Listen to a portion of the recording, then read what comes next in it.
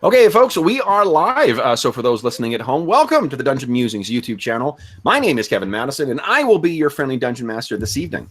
Tonight, we will be playing through their offering from the 2018 free RPG day, Skitter Shot. And the reason that we're playing this tonight is because we've got a very special guest. We have Leslie joining us tonight. Leslie is a friend of a friend, or a friend-in-law, and she had questions about running games online. So I forcefully volunteered myself to run a session for her and to go through how you run things on Roll20s and as well to give me an excuse to play some Starfinder too. So first and foremost, welcome, Leslie. Why don't you tell us who you are and who you're playing? I'm Leslie. I'm from Lethbridge, so I was super thankful that you were actually willing to help, and that was really, really nice. This will really improve my gaming systems and everything like that. And I am playing Gazagaz. He is an adorable Skittermander, and he is just trying to be everybody's friend every day. Everybody's a possible friend, and he's obsessed with fashion and, grooming his beard and collecting beautiful fashion pieces and pretty much being the best dressed in the galaxy. So I'm super stoked to play him. Awesome. I know, right? Now, Leslie, do you have any experience with Starfinder before? I've never played Starfinder before, so I read up on it most of the week, and I listened to some playthroughs, and so nice. We're going to see how we do. It's if you've played D&D before, you already know like 95% of the game. So you'll be and this adventure is actually really well designed to sort of walk you through to introduce the game. Yeah. Next up, we'll go in the reverse order here. Is Dave? Hey everybody, I'm Dave, at David J. Forte on Twitter and Instagram, science fiction fantasy writer, and tonight I'm playing Quonk. Your clear priorities. She is a blue and purpley colored Skittermander, I believe. There's a little bit of purple in her ears. And she is a freelance mechanic who not only fix everything, pretty handy with a laser rifle. Nice. Tonight is Crown Royal Northern Harvest Rye, the very last of this. And you're getting your mileage out of that bottle. And Dave, so what's your level of familiarity with Starfinder? Pretty much. I think this would be my third time. Okay. The last time was when we converted the Barrow Maze characters into Starfinder characters. Right. So great. This will be an introduction for you. Next up is Arlen Walker. Hi, I'm Arlen. I'm playing Nako. She is a badass Skittermander warrior. Has that big polearm thing. I'm not the Doshko. Yeah. Yep. Ember Flame Doshko. My experience with Starfinder is minimal, although I did play that Pathfinder game that we ran for a while. So I know a little bit about where the system came from. Yep. It'll be interesting to see what you think of this afterwards too, because because of the way that some of the changes they made, that some of which ended up in Pathfinder 2nd, and some of which didn't, end up there. And last but not least is Jeffrey. Hey everybody, I'm Jeff, and I'm playing Decoyo. He is a mystic, and he might be cute, but he would never admit it. And tonight, I'm drinking Ogbeg. Nice. Okay. So we may have one more player joining us as well, too. It depends on whether he's going to fall victim to the Calgary Stampede, which is going on at the time of recording. Okay, so first off, I think let's talk just very briefly about what Starfinder is. So Starfinder is a science fantasy role-playing game, and the nutshell version is that it's something that was, the mechanics of it are built on the bones of like the Pathfinder First Edition, which is itself a iteration of the 3.5 or third edition Dungeons and Dragons game. Starfinder draws on a bunch of influences beyond just the mechanics and the setting, which has some similarities to Pathfinder. It also shares some in common with Traveller and with a whole bunch of different science fiction settings too. But it really is its own thing, like it ends up being in the same way that Dungeons and Dragons ends up being, different from Conan and different from Lord of the Rings and different from, you know, Clark Ashton Smith and different from Elric, right? It's really is its own thing, and that's very much the best way to understand Starfinder. And I think it's not only for branding purposes, because the Skittermanders are fucking adorable, but also it's cool that they started with the Skittermander characters for this thing rather than going with the more, you know, recognizable fantasy things like space goblins or, you know, elves or dwarves or whatever. The mechanics of the game are very much like, you know, if you're familiar with 3rd edition D&D or anything forward, you're going to recognize what you do. Task resolution is a D20, and effects are usually some other kind of dice. So it's sometimes, you know, a D6, D8, D4, whatever. In Starfinder, we have, instead of having just a flat hit points, you actually have 2 different ones. You have hit points, and you also have something called stamina points. Stamina points are kind of a cushion where you're not really quite injured. Hit points in Starfinder work very much like they do in other, you know, D20 games. That you lose your hit points, you need to get a good long rest to get back. Your stamina points are not like that. Your stamina points you can recover if you've got time to take a 10-minute break. You can spend a resolve point. That's what your green bar is. Spend a resolve point, and then you're able to gain your full stamina back.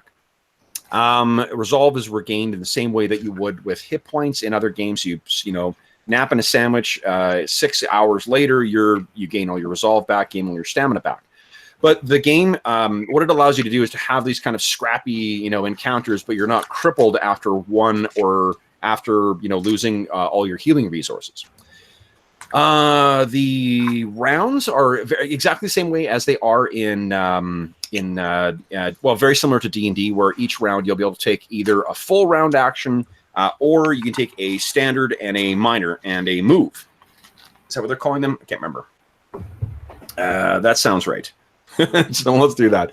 You also each get 1 reaction per round, and I don't know if any of you have necessarily specific reactions. But the one big difference that Starfinder has from other games is you can shoot into melee without penalty. It's not really much if people can't, you know, be shooting their laser guns and stuff like that.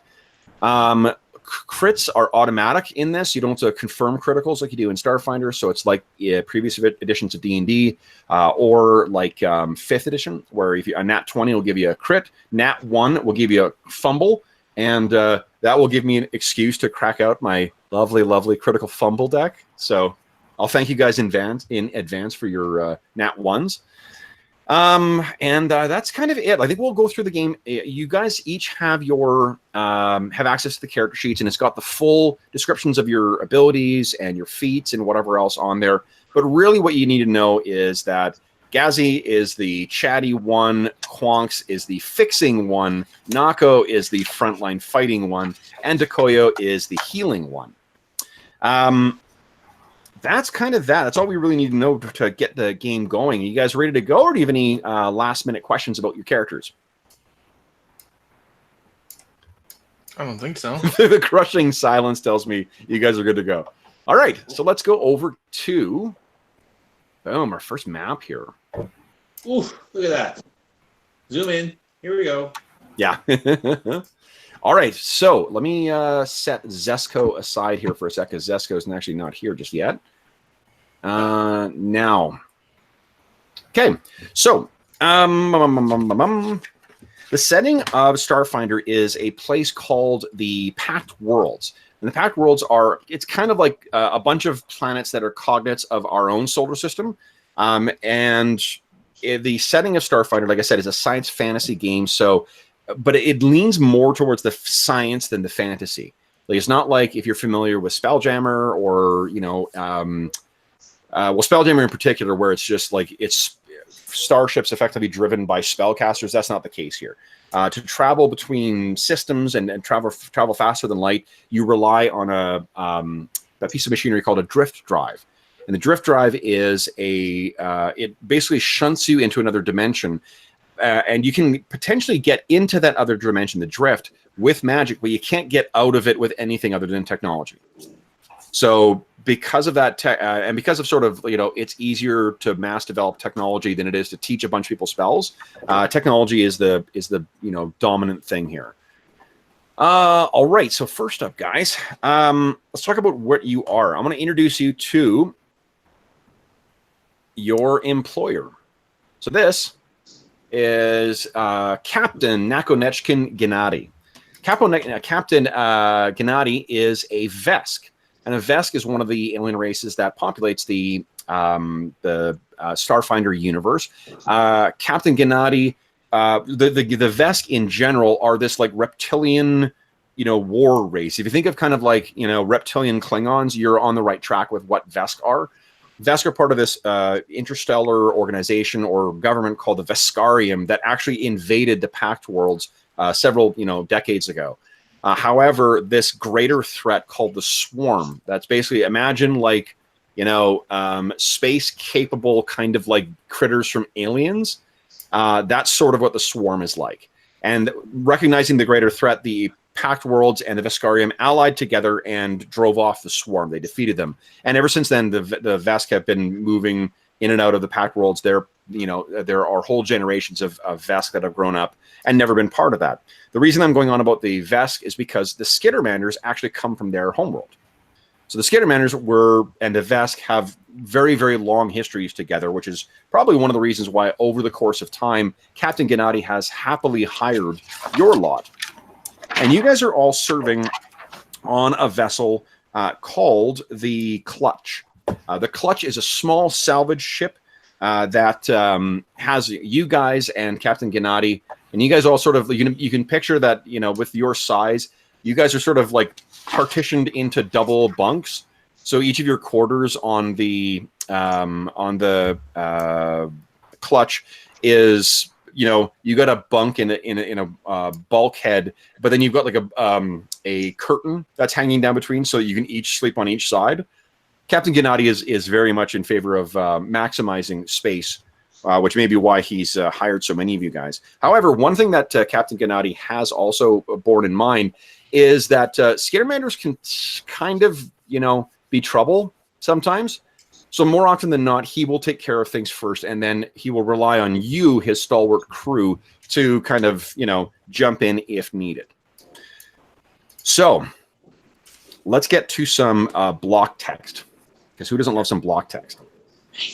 It began as a dull day aboard the Clutch. Nakonechkin Salvage's only ship, and you're home for the past year or so. Like I said, he's just basically, he runs a salvage thing. Your boss, the Vesk Nakonechkin, brought the ship out of the Pact World space and into some of the void beyond, looking for derelict space stations or the remains of forgotten starship battles to pick through. Suddenly, with a buzzing chime, the ship's computers registered a starship drifting in the region. Nakonechkin rushed to the captain's console and initiated a scan. An image of the target ship appeared on screen, a large, ornate green starship with brass accents. It looked abandoned and ill-suited to be so far from the Pact Worlds. Nakonechkin quickly pulled on his spacesuit and grabbed a set of all-purpose tools. "This looks like an easy enough job. You lot stay here and keep an eye on the Clutch. Try not to repair anything while I'm away." He's saying that to you, Quonks. What?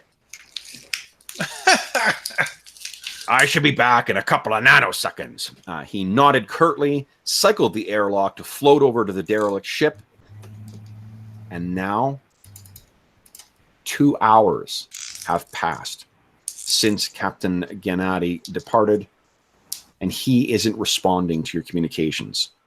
Something must have gone terribly wrong, because this is very unlike Captain Gennady. I'm the captain. I'm the new captain. So, guys, let's pick up in the. I don't have a map for the Clutch, but that's what we're picking up. So, it clearly has reached the point where things are beyond the point of being able, of normal. So, first off, I'll talk to you about the spacesuit or the armor. So, you may notice that each of you guys has access to armor on your character sheet, right? Yes. So the armor in Starfinder, it's assumed that it's equipped with kind of like a Guardians of the Galaxy style thing where you can like hit a button and it'll seal up for you. Yeah, perfect. So you can access, and I believe it's like 1 or 2 hours worth of 1 or 2 hours or 1 or 2 days worth of life support that you get in it. So, you have no worries about getting out into the vacuum of space, or if if the clutch suddenly suffered a rupture, you'd be able to get out and go on. One of the things that this game has done from previous ones is it's streamlined the the skill list. So it's and then that's it. So let's who has, guys, the highest computers skill? Probably me. I have none. None. There you go. Okay. Zero. Yeah, I'm I got just too busy working on my beard. seriously lack of computer skills. Okay. Yeah, I think it is Quonks.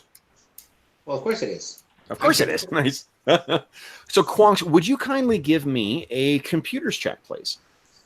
And let's see, the way that you may have figured this out already, but you just go in there to the little dice symbol next to the skill, click on it, and then it'll give us a result. And then on top of that, if you hover over the result, it'll tell you how it calculated it. So it's a good way. If you screw, that was a mighty good. Okay, so what you do, you access the computers and activate the sensors on the ship. I don't know why the captain insists on not setting this up for Skittermander size. It's all Vesk size. So you've had to kind of prop yourself up on a crate and you're like, rattling away. So that may have affected your ability to determine this. But what shows up is this. I'll give you this here, guys. Boom. This is a scan of that vessel. The vessel's transponder identifies it as the Emerald Empyrean, a pleasure barge owned by a Versite company called Trendsetter Excursions. The only way to enter the ship are through 2 airlocks, one on the port side near the aft and one on the starboard side near the fore. The forward airlock is completely sealed shut, but the aft airlock could be forced open. Captain Gennady went in the port side airlock, incidentally. So what do you guys think? Let's head over. Yeah, we should. Yeah, I'm thinking that's right here. Let's go. I think you guys come up with the best plans. All right, guys. This is a rescue mission. So, making your way over is the spacewalk here. It will. So what you're going to need to do is normally you need to have access to a kit related to some of the technical skills that you're going to do. So if you want to do engineering, you need an engineering kit. If you want to do computers, you need a computers kit. You can try those things without it because it's a science fantasy game, but you'll suffer a penalty if you don't have them. Quonks, fortunately, has both, I believe. Well, yeah. I was going to say, why do you need a kit when you have a Quonks? Okay. So let's do the spacewalk, guys. Okay, so the door, or you guys all kind of crowd into the airlock for this clutch. It cycles through and it hits the silence. All you can hear is just the audio over each other's headsets. And you can picture you've got these big, bulky, kind of comically rounded spacesuits on as well. The airlock opens into the blackness of space. And it seems that you guys are slowly drifting your way over there. You can see, all of you, where those lights are blinking at the side of the ship. There's small little azure blue lights at each of the kind of corners. In order to access this thing, there is an access port there, Quonks. So you will need to actually get up there and hack it. Now, let me double check here and see if anyone else has computers. No. So you'll be on your own. The reason I was interested in looking is because you can aid another in this. What you do is you make a skill check against a DC 10. If you succeed, the person you're helping gets a +2 to their roll. So, Quonks, you seem to be the one who's going over there first, right? What about the rest of you guys? Am I correct in saying you guys are positioned kind of where you are there? Yeah, I think that's fair. Okay.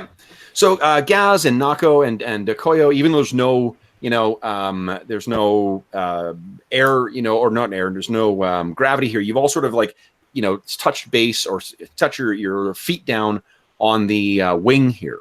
So, and you can picture as well, too, like this is drifting in the massive empty void. So it's just like endless blackness in every direction. If you picture like the Gravity, right? Like some of the more trippy scenes from Gravity, you don't have, none of you guys have these high, fancy kind of spacesuits that have grav boots on them or magnetic boots on them or anything like that. So you're really kind of like, what's the phrase when you're all six in it? Is that what it's called? Yeah. You're all six in it, kind of like making your way along, almost like these bulbous, furry, ants. And I feel like Gaz is aggressively helpful as well. Nice. Like whether I have computer skills or not, I am so helpful. Nice. What do you think you would be doing to try and help here? Definitely getting in the way. So, Gaz, maybe position yourself a little closer to Quonks there, and let's see if you can... So do I just drag and drop myself over? Yeah, you just move yourself over. Okay. I imagine you're moving like as a refrigerator magnet. Okay. Let's move a little bit. There. There you go. Nice. I'm aggressively helpful. Yeah. I'm Right so on top of you. sorry. Okay, now let's see here. So Okay. Gaz Just is... so friendly. Gaz, what are you doing? I'm trying to push these buttons have to be sequenced in a certain order. Otherwise, do you want us to be back? Gaz, do you think that you are genuinely trying to be helpful, which would be diplomacy, or do you think you're like, I'm pretty sure Quonks is going to screw this up, so I'll talk to him and buff him up, which I think would be bluff. I think I'm legitimately trying to be helpful because I want Quonks and everybody to like me. Everybody's my friends, so I really, really want us all to do really well. Okay, so would you kindly give me a diplomacy check? We'll give it a DC 10. Let's see how you did. Let's see how I do. So you said I go to the character sheet and then there's supposed to be a dice by diplomacy. Yeah, here, correct? let me, I'll walk. Where's your sheet here? I think Gazzy. you just click on the word, Kev. Oh, is that how it is in this one? Yeah. Yeah. So Did it work?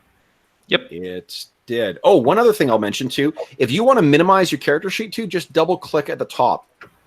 Oh, And- perfect. Yeah, and it'll minimize, and then you can reposition it on the screen if you want. All right, so Gaz is actually, So Quonks, helpful. he's been helpful. Yeah, he's been helpful. So, Quonks, he kind of is giving you like the forearm kind of arm massage. You got this. You got this, Quonks. You got this, man. Yeah. You'll get +2 to your computer check. But before you do that, I need Nako and Dekoyo to kindly give me perception checks. Yeah. Uh-oh. Oh, I am very perceptive. Oof. Not so perceptive. Wait, where did I click? Oh, there we go. I got it. Okay. Oh, yeah. So, Dekoyo, what we know about you is you actually worship like the goddess or whatever of the empty spaces, right? Ismer, I think is that what it's called? That sounds right. You're a priest of Ibra, the god of celestial bodies and the mysteries of the universe. You often find, so I mean, I imagine that one of the bits, I'm not sure if you read his backstory, but in classic Skittermander fashion, because he felt like he could get some real connections with the universe, he arranged to have himself dropped off on one of the asteroids that drifts around the the equivalent of the asteroid belt. Right. But he didn't arrange to be picked up. So He was just going to meditate. He knew. He knew that the gods would send him something. So what happened to Koyo is you get out there and while Nako, I think you're keeping an eye out on the ship itself, on this Empyrean, whatever it's called, Emerald Empyrean. Dekoyo, you're just taking in the celestial, the vastness and majesty of celestial space. What is it that's kind of like drifting through your mind here? I think that he's like, he's got like imagined histories, and also like he thinks that he'd like to visit. He's like, that looks like a really great space to visit.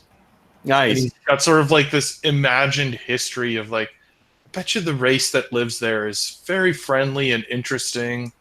Nice. Probably have great culture. You know, he's just imagining space. Okay.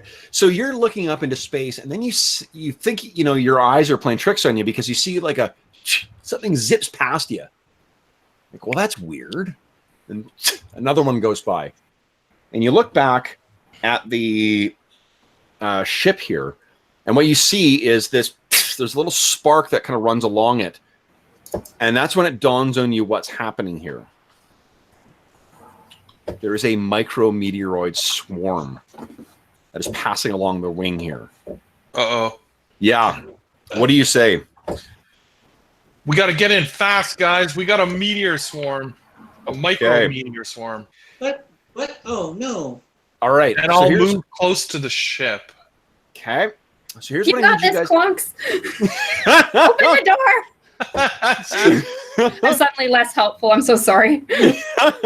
Here's what I'll get you guys to do is, would everyone kindly give me a reflex save? Oh,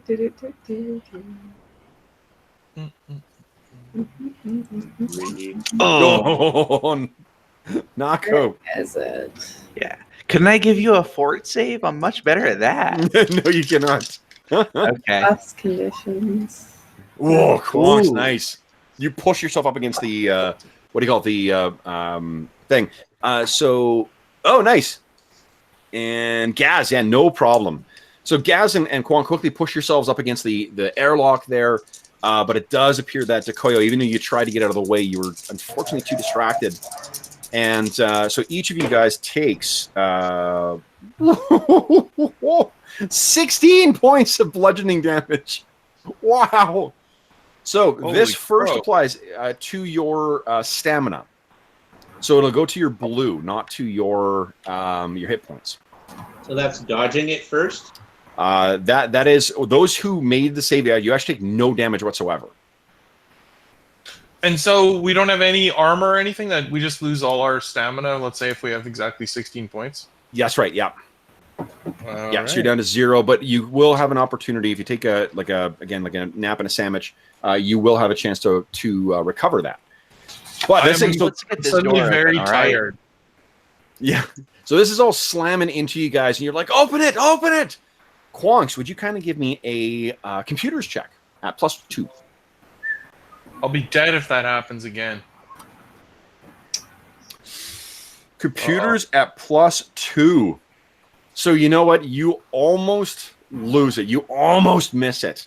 Oh, I didn't add a +2. Is there a way to add a you +2? can't add it. You have to add it manually, or just add it to it afterwards. But thanks to Gaz's what do you call it?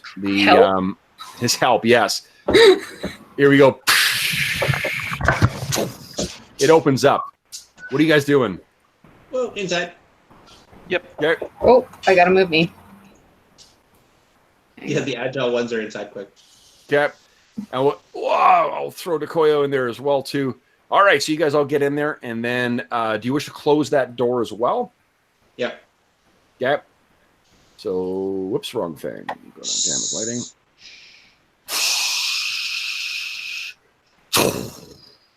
Okay. Whew. Well, that was dramatic. So you guys are in here, and you hear the hissing, and you can see the puff of air as it's going in. The airlock cycles through, and you can see then the green light comes on, and your suits say that you now have breathable air within here. What are you guys going to do? Well, I have a thing called Inspiring Boost, which means I can help my allies who have lost stamina points. Nice. As I'm an envoy, so my poor allies, I would like to help them. Okay. So in once case something comes and bites us as soon as we go in there. Well, there isn't. Let me just quickly show you what your other option is for recovering it, because I think could you click on that that ability and it'll show up in chat. Let me just find the abilities. It'll be on the bottom right. There's a couple tabs you can cycle through. Yeah. Like one of them's equipment, one of them's attacks, one of them is proficiencies, and then the last one is abilities. Great invasion, get Inspiring Boost. There you go. Beautiful. Okay. Yeah, so this is a standard action. So this is something that you can take your round in combat, do that to help them get some stamina back. Okay. Okay, but another option is if you spend 1 resolve point and just take 10 minutes, you can regain all of your stamina points back. Oh. That might be smarter. Save Just- this for when we really need it. Yeah, 'cause, I mean, just like in the narrative, I think like it would be you guys justifying that. Well, we know that Captain Gennady, he went in here and he's pretty tough. Mm-hmm. You know, It's pretty so tough. all right. So then, those of you who took some stamina damage, if you want to spend a point of resolve, you can just recover all of your stamina. Oh, yeah. Yeah, that's the way where you can really get beaten up, but then kind of jump back so long as you got some time in between. Done. Okay, great. And you guys are good to go. So you guys are now standing in the what do you call it? You're standing in this airlock. What are you guys going to do? It doesn't appear that the airlock is locked in any way. It's just closed right now. So what would you like to do? Open it. Okay. Conk wants to know if she's looking for a computer terminal so she can check the logs and security and cameras and see what happened to the captain. Sure. Yeah. She might not be able to do that in the airlock, but she's looking for a terminal. Yeah, that's a good idea. So there's not in this. Yeah, in the airlock, there isn't anything there. But give me a sec here. Oh yeah. Is there any? I don't know. I guess you can't really listen at a space door with a spacesuit on. You could try. I mean, it's going to be tricky. You have, I guess, first off, there's air here now, so you could take your helmet off if you like. Right. There's no window? There's a window, but it is designed for like humanoid size things. It was not designed with skittermanders in mind. Well, we I don't could, have any. Well, Magic. can we climb on each other's shoulders? I was really hoping you would. Let's do it. We're short, but we're not incompetent. Absolutely. So who's Because- going to be on top to look through the window? Well, I Nako's will- pretty tough, so let's put Nako on the bottom. Okay. I will climb up so I don't wreck my hair, which I've just fixed, and I've brushed out my beard because the helmet wrecks everything I have going on. Okay. And Decoya will stabilize Gazagaz. Yeah. Does that So- mean I gotta get in this stupid? No, you're working the computer, aren't you, Ponks? Right. You guys should do this without me. Yeah, we're just Okay. looking through the window while you're hacking into the computer. So Gaza scrambles up to the top, and you poke through the sort of porthole window, and this is what you see in this room, Gaz. No. The square chamber has little in the way of furnishings, and the walls and ceilings are a clean white, while the floor is a silvery metal.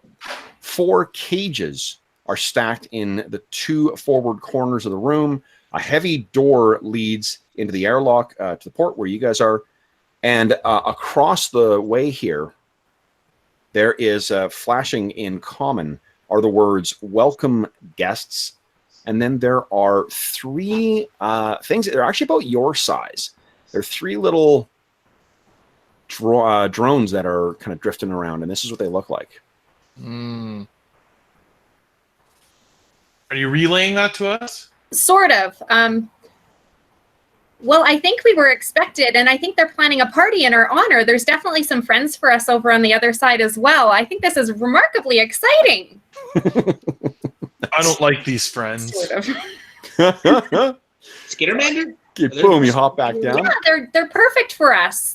I think we could probably trade clothes, or definitely like maybe they could wear some of my outfits because I definitely didn't like their outfits.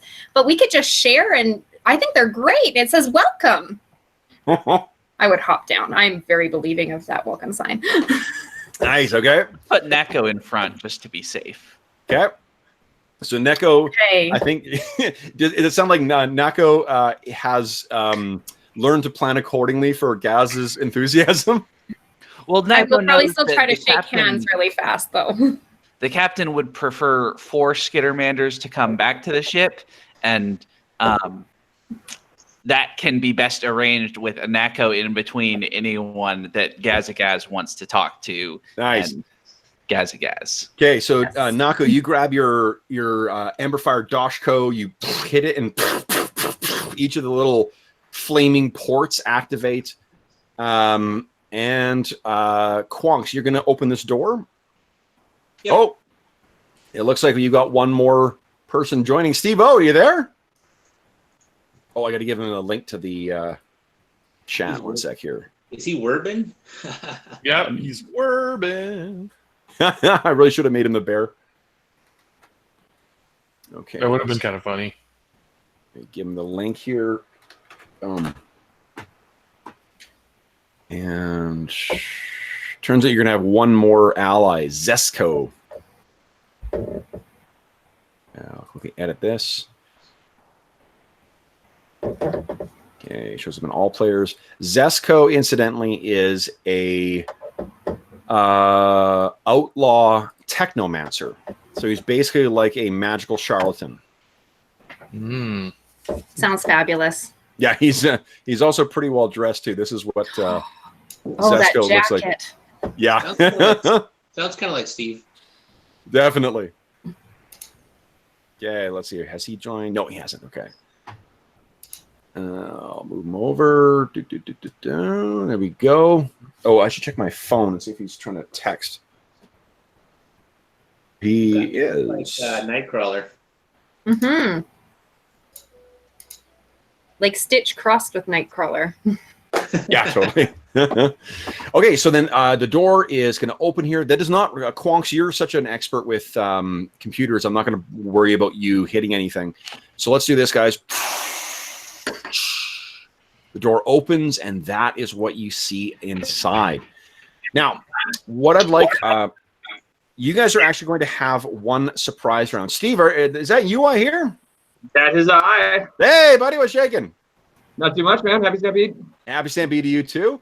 So I have added a character for you there, Steve-O. You are playing Zesco. We're going to introduce you right after this scene here, and that'll give you an opportunity to take a quick peek at Zesco's character sheet and see what he is capable of. All right.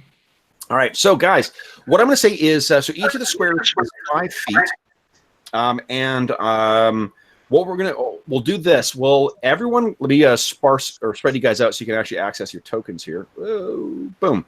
Everyone click on your token, then go to your character sheet and click on initiative, please. Uh-oh. So much clicking. I'm very bad at the clicking. Oh, let me... I'm going to remove all turns. Well, they're decimal places. Initiative. Yeah, that's for tie breaking. Oh. I think it's at the top of the page, Leslie. Think I got it? Yeah. Oh, perfect. Yeah, great.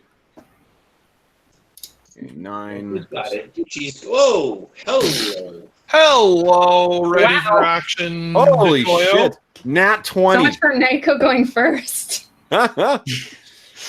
Okay, so let's see here. And then who am I missing here? Someone else rolled that I Quonks, missed. 8.02. Quonks, 8.02. Okay, thanks.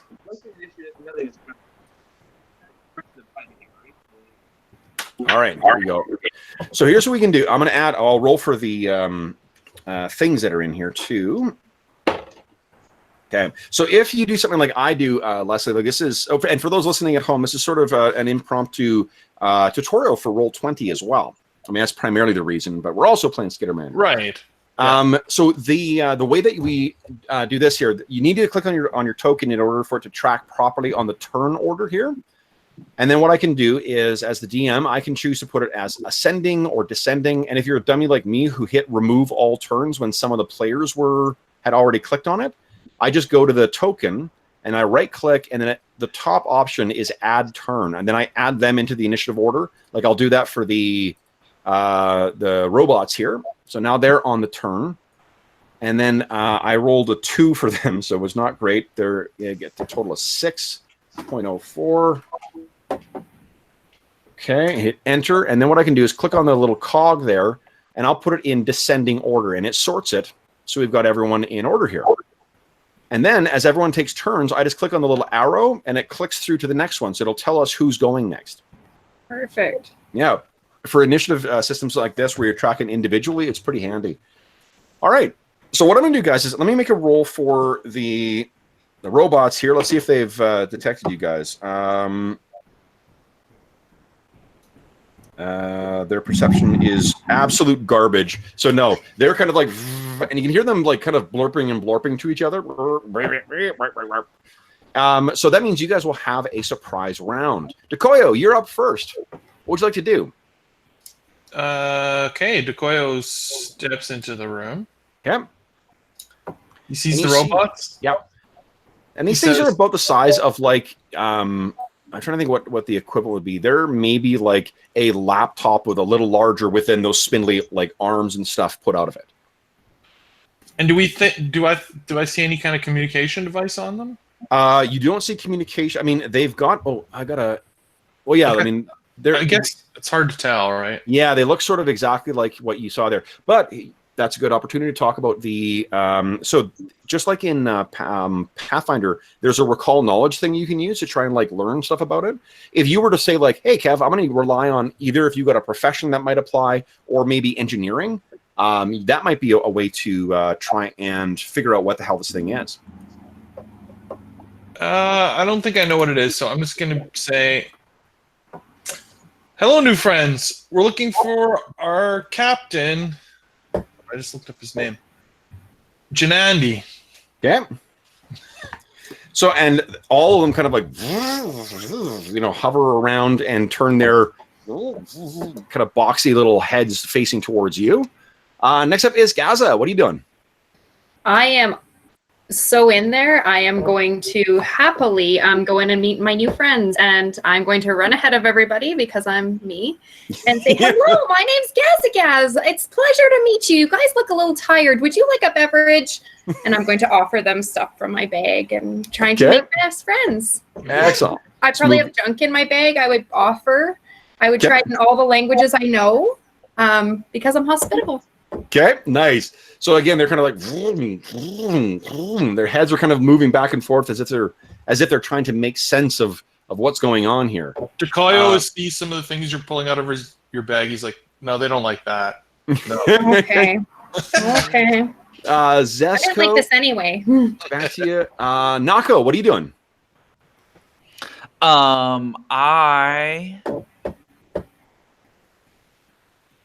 I'm gonna run. Is this thing right here is like a crate? It's a crate. Yeah. Okay. It seems like a Skittermander sized crate. A Skittermander sized crate. Well, I'm gonna jump on top of it. Okay. And have my axe thing. Yeah. Ready. The Doshko. Yes. Okay. And then Quonks, what are you doing? Quonks is quickly accessing her personal database on her data pad to try and figure out what these things are using some engineering skills. Excellent. Why don't you kind of give me an engineering roll, please? Let's see how much you know about this stuff. Whoa! Okay, that's amazing. So first off, these things seem like it's a fairly standard kind of thing you'd have on a high-end touring spaceship. They're effectively kind of like utility droids, right? Like where you would have living mostly for the most part sentient beings would be controlling serving people and interacting with them and whatnot. These would be the guys who would be doing the grunt work for it, including like loading bags and whatnot. If they are incorporating this into here too, it goes along with the idea of this being a pretty high-end vessel. So what that, I guess, means in your context is that's some pretty potentially valuable salvage. Ooh. Yeah. Really like high-end security droid. Maybe don't upset them. And well, no, they're not security. They're, the security would be probably part of their role too, but it's mainly labor and like service stuff. However, you also know one of the because you rolled so well, one bit of programming as well is to deal with pests. And that leads us into the next. So there go next. They're not pests. And what you see is that the one head kind of like and finally kind of fixes in place. And it says, error. Pets must be placed in approved carriers before boarding the Emerald Empyrean and its hand starts spinning, initiating containment protocols. So, Takoyo, what are you doing? These things are all kind of like and starting to move towards you guys. I pull out my needle pistol. One more thing I'm going to let you know too. Quonks, you would see this too. You're like, guys, I think these are. And as soon as they start moving forward, you see these two arms, like a little hatch opens up at the bottom of it, and that thing drops out. That's at the bottom there. That is a stun gun. Okay. Yeah, I pull out my needle pistol. I step over here and I say, "New friend's not putting me in a box." Get stun guns. Look out. Yeah. Fire my needle full attack. Yes or no? Okay, so what a full attack is. Here's one of the ways where this differs from Pathfinder and other things. You can choose to spend your entire round, whatever level you are, just your entire round, blazing away and doing more than one attack. You take -4 to each attack, but you get to attack twice. Oh, so I won't this time. Well, one other little tidbit too is that if you were, say, a canny gamer and wanting to figure out what the chances are, Starfinder is very close to 4th edition in the sense that it pairs difficulties of things comparative to your level. So everything if you're staying around the same range of challenge rating and level, the difficulty numbers, including the armor class, which is divided into kinetic armor class and energy armor class in this, it stays sort of at parity. So maybe I want to double fire. Let's do it. Oh! And was yours energy or kinetic? That's a needler. It's a pistol. Yep. So needle pistol would be kinetic. Shoots actual darts, yeah. Yeah. Okay, so you're firing these darts at this thing. Unfortunately, it's so close. Like, you're hitting this thing for sure. It's just not quite penetrating to doing any kind of significant damage to it. But you did hit it. All right, next up is Gaza. What are you doing? I'm in a bit of a panic. It says Gaza has yet to meet someone he doesn't like. They are definitely testing the edges of that patience by trying to put me in a box. And I have my static arc pistol out, and I am going to be shooting it at them, saying, "Not the hair, not the hair." Okay. Because he's very, very particular about all of this. Here we go. So again, So you I can click the static arc pistol, and that's it. yeah, and then it'll something should pop up, a prompt for whether you're doing full attack or not. Again, full attack means you take -4 to hit, but you roll twice. If you just make a normal attack, it'll make your normal roll. Okay, nothing popped up. You may need to minimize your character sheet Okay. because it prompts in Oh, the. there it is. Full attack, no. Yes. Sorry, it's my hair. Sure. Nat 20. Holy shit! Nice. Yeah, All right. Okay, so the first shot, you kind of like, not the hair, not the hair. And what I'm going to do is I will quickly crack out my critical hit deck, which has, boom, a Skittermander on it. Ooh. All right, so let's see what your critical effect is. Your critical effect is, here we go. It was so static arc is a, so it's an energy shit. The target is flat-footed and off target for 1d4 rounds. So this is a great opportunity. Leslie, would you kindly, here's what you're going to type in there. I'll put it in quotes here. Whoop. So what I've typed into chat there, that's what, without the quotations, could you click that in there, please? That's how you set up custom dice rolls. 2. All right, so for 2 rounds, this thing is flat-footed and off-target. That's if it survives. You also did, oh man, and you get the arc effect from your critical hit too. So what is, because each, some weapons have critical effects. I can't remember what arc does. I know this thing takes 9 damage, which is not good for it. It's also vulnerable to critical hits, and it's vulnerable to electricity. I'm killing my new friends. Oh no! Yes. It's trying to threaten you. I'm not going to bother looking up the arc thing right now, but basically you spin around, you fire off.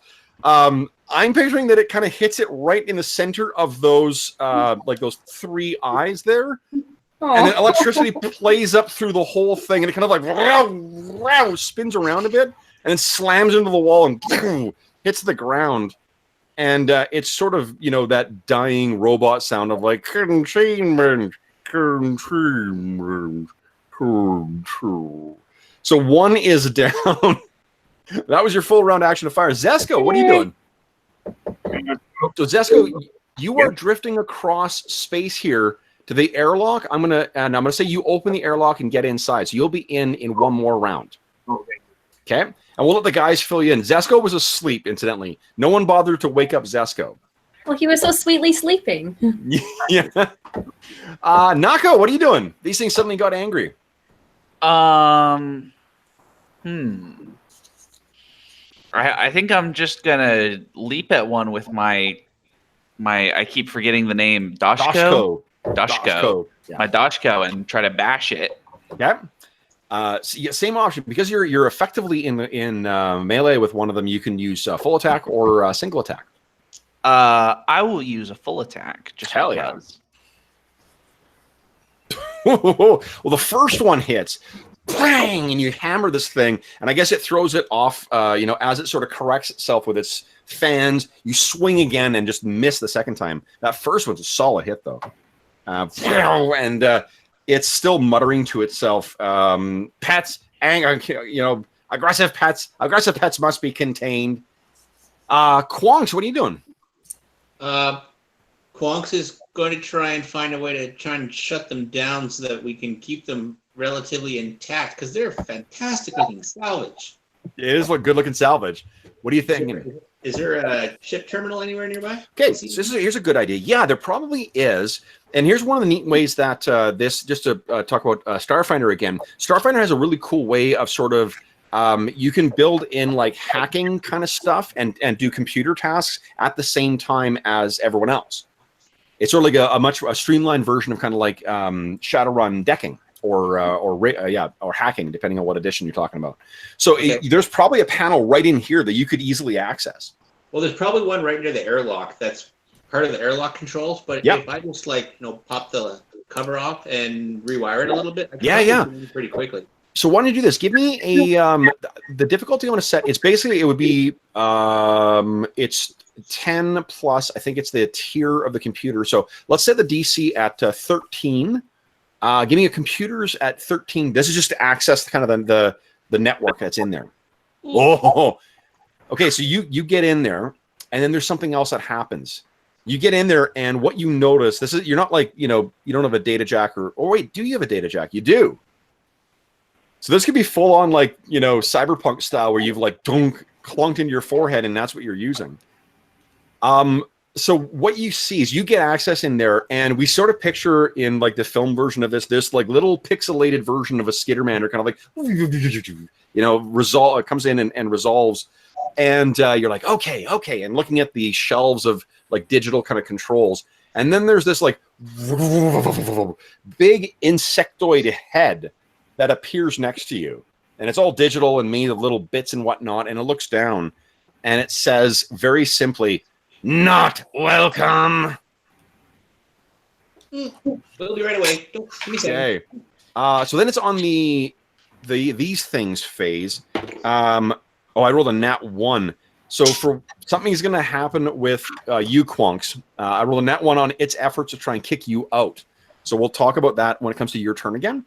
But now the other droid. So what happens is with these remaining ones, first up, this one sort of swoops around and it says initiating containment, and the blaster on its bottom kind of cycles over instead to this vicious looking big tube thing, and you hear as it fires out this grenade that hits the ground right here, and then it spreads out all this like viscous goo. Let me see. Yeah, so Zesko sort of walks in time for, I need Zesko and I need Quonks to give me a reflex save, please. Reflex somewhere here. Reflex. It's on the right-hand side. There you go. You want me to make one? Yes, please. Quonks. Quonks as well. Okay, yep. Zesco, no problem. Woo! Oh no, Quonks, you're covered in this shit. So you are entangled. You've been trapped. The other one, let's see here. It is going to. It says initiating discipline mode. Bad dog, and it tries to hit you. It does connect with you, Nako. Oh, hold on. What's your KAC? Say again? What's your KAC? KAC That's your is 16. 16. So yeah, it does. It hits a 18. So it swings at you, and you take 5 points of damage. Now I'll go to your stamina first. So it sort of swings one of those hands down and whacks you like as if it was kind of beating you with a rolled up newspaper. So that's not the way to treat pets. Dekoyo, your turn. What are you doing? He says, "Yeah, no kidding. This is the least friendly ship I've been on in a while." And he'll fire his neo pistol at this top one here again. Okay. Don't hurt them. Don't touch them. That's good enough. Nice. So you fire at this thing, and you blast away into some of its innards. Sparks kind of fly out of it. It's not a huge amount of damage, but it is injured. It's piercing. What are you doing? Oh, sorry, Dekoya, you also have a minor action too, so you could move if you like. No, I don't want to try and hop up on this stuff or anything, so I'm okay right there. Okay. So Gaza, what are you doing? Well, I am on board with Quonks making these our friends, and so I'm going to go try to help Quonks out of the sticky goo without getting the sticky goo on myself as best as I can. Okay. Let me think here. Why don't you give me describe for me how are you doing this? Well, I've got a hygiene kit. Is there anything in there that would like be a solvent or something? Maybe to like get off my face mask that I wear, or well, you know, you could like do a hair care product of some kind. Yeah, there's got to be something to like trim split ends on your overalls. Yeah. So you could grab little clippers and be like, clipping them free. Sure. Okay. So what I'll let you do is, Quonks, why don't you give me that reflex save again? Quonks is our only hope for these being our friends. Yeah, reflex saves. Let's go. Big money. Just roll good. Nice. Yeah, and you're out. So Gaza gets you out. And Gaza, I'm just going to move you over there so that you are adjacent to him. Perfect. All right. Okay, so then Zesco. So Stevo, you are playing Zesco, who is a outlaw technomancer. You are part of a crew of little skittermanders. And sorry, Quonks. You help her out of there. Sorry about that. A little jitter confusion on the part of the DM. Okay, so kind of look alike, but that's no excuse, Kev. I know.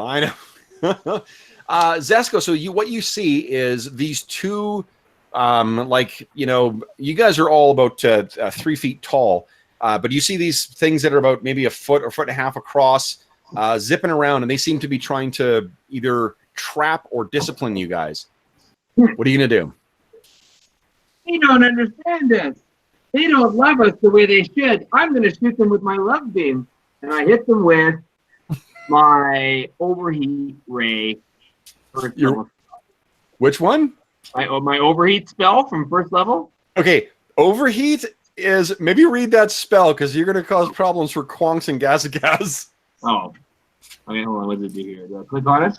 Yeah. All right. And I clicked on it. Just as an FYI, overheat is effectively the Starfinder version of burning hands. Oh. Okay. Am I not covered in like grease and oil and stuff? Exactly. Okay. That's It's gonna be a big problem.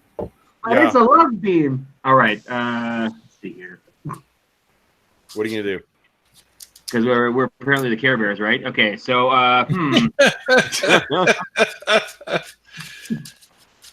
the space Care Bears, Steve. Come on. Okay. How about let's do days then? Cantrip days. That might be Awesome. perfect example of why you don't use it on robots. It does nothing. Ow, So, brother. now I'll give you an opportunity to study your spells until the next turn. So, Nako, what are you doing? All right, another full attack on the one in front of me. And Neko sort of looks back, sees Zesco come in, and says, 5 Skittermanders, 5 to get back, 4 of them useless. But I'm going to make another full attack with my Doshko. Let's go. So that first one is going to be sufficient to destroy this thing. What does it look like? I think I just jump onto its back and start smashing down on it over and over again. And it's basically like complete scrap parts. And Bad you can dog. see Quonk's, Bad Quonk's dog. face. Okay. Oh, so you're this. Those are like expensive quality droids. Oh man. Okay. Speaking of Quonks, all right. So Quonks, what was going to happen? There's something in here. There's some kind of like AI or something that's in here in the system. But there's some kind of error that just happened that's going to allow you to make another, basically to do something else to gain further access to what do you call it? To the control node or whatever that controls these things. Okay. So I'm using my hacking kit as well. Like I've now got it implanted in. That was getting it set up, and now I'm trying to work my way through the network and bypass to the control node. Does your hacking kit give you a bonus as well? I don't know. I can't remember. Take a look at the description of it. Hacking kit. No, you use make computer checks without penalty. Never mind. Okay. So give me a computers check, please. Let's see here. Nah, 20. Oh my god. Okay, so I think that you're going to be able to basically, you can set this thing to be like a slave to you for now. Friend. Friend, yeah.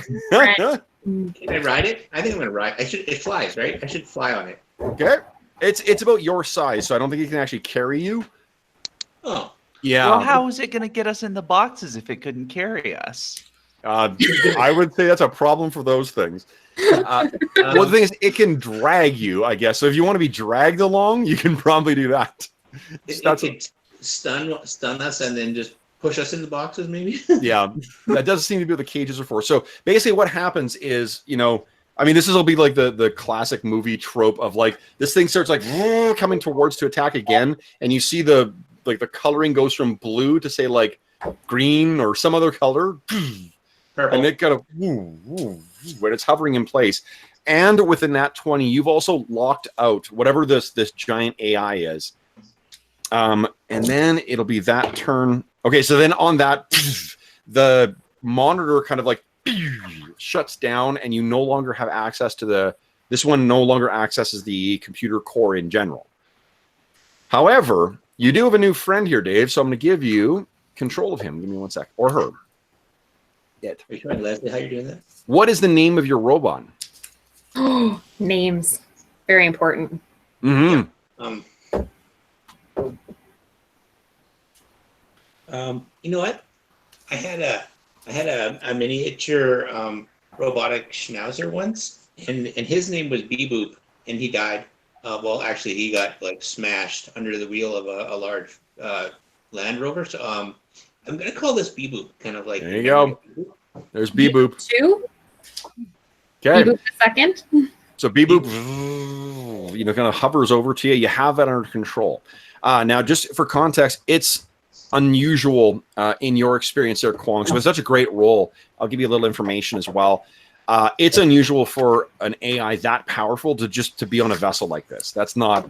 It's normally like a relatively stupid program that will just do things like "Welcome to the name of ship here." So that's one bit of unusual things. It's also unusual for it to be controlling these Beeboop 2.1. Nice. All right. So, guys, what are you going to do now? We are out of combat. Did anyone take damage? A little bit, but not worth healing. Okay. So what do you guys say? Well, what the heck? What do you make of this? I wonder if the other parts are salvageable. Because if I can work Beeboop later on, like when we get back to the ship, maybe I can put the other ones back together. If you It's guys fun. want to damage them so much, Well, what if something happens to Bee-Boop? You can get the pieces to make Bee-Boop better Bee-Boop. right? I'm going to get Bee Boop to start scooping up the parts and putting them in the box of his former companions. Jared, I think because of Donors. the nature of these things, it's sort of like one of the hands kind of retracts, and there's like a dust broom and a broom that comes out, and it starts They're like like slowly sweeping up the droid- scrap.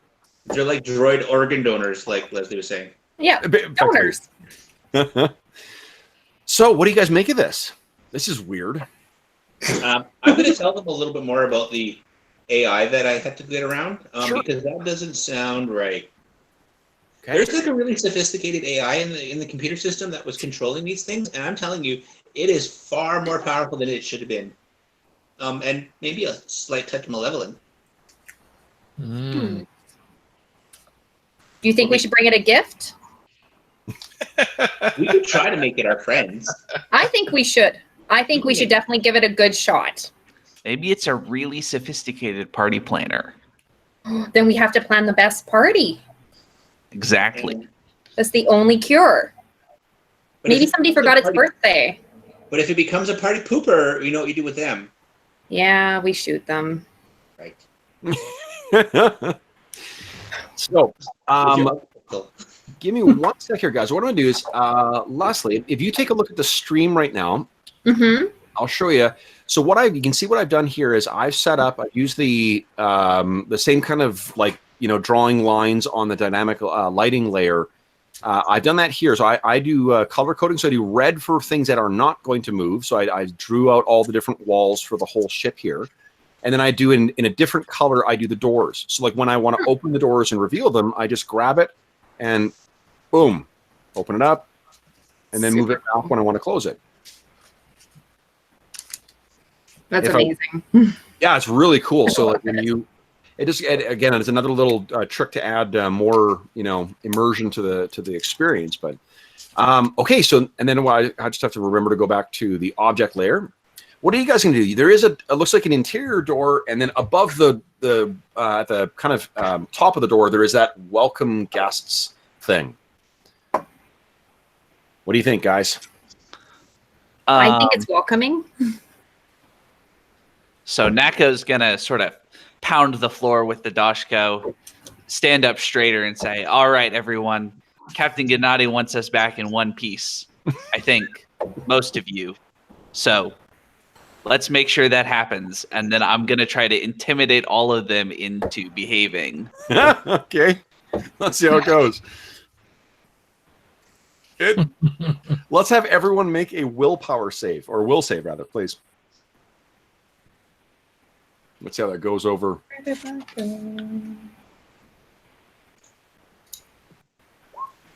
Whew. Oh. So, I guess Yeah. Inspiring. Nako has, I guess, two phases. He has not given a fuck phase, or not fucking around phase, and he has fucking around phase. And it seems that he's in the former rather than the latter right now. So, what are you guys going to do? I'll rein it in. All right. Let us progress onward. Quonks, do you know where we should go from your time with the computers? oh, you know what? I left a spike in there so I can re-access it, but I didn't really have time to access the security systems and cameras and the blueprints or anything like that. So let me just do that. Okay, there's no access from this terminal anymore. Oh, Yeah, whatever it was that you saw in there, that big insect head, it shut this thing down. yeah. Yeah. Oh, you rolled a nat 1 too. Oh, that's great. You know what? So things just aren't working as I thought they were. Okay, so here's what happens. You get there, and then what you see is you hear beep, beep, beep from inside the airlock. It appears like it's cycling through to open again. So, guys, what are we going to do? We need to move forward quick. Yeah, let's get further into the ship. Okay. Who's opening the I will door? run and keep up. Nako's going to take point. Okay. I will stay behind Nako because he did intimidate me. Okay. All right, guys. So here we go. That door is not locked and it opens without difficulty. And that's what you see before you. You guys can go ahead and move yourself into there if you choose. That airlock is cycling. Yep. So Nako, what you see in there, there is a long azure, kind of greenish azure colored a hallway with lots of lighting, and there's sort of, there's images going up and down the hallway showing, fish and water, like very soothing, kind of relaxing stuff. Zesco and Quonks, what are you guys doing? Moving forward.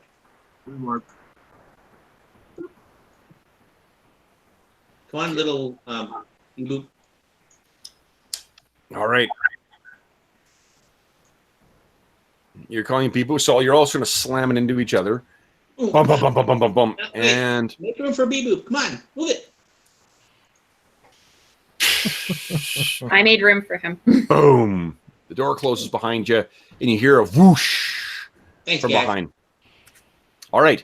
So, guys, what you can see before you is there's a hallway. It looks like it's about 60 feet long or 70 feet long.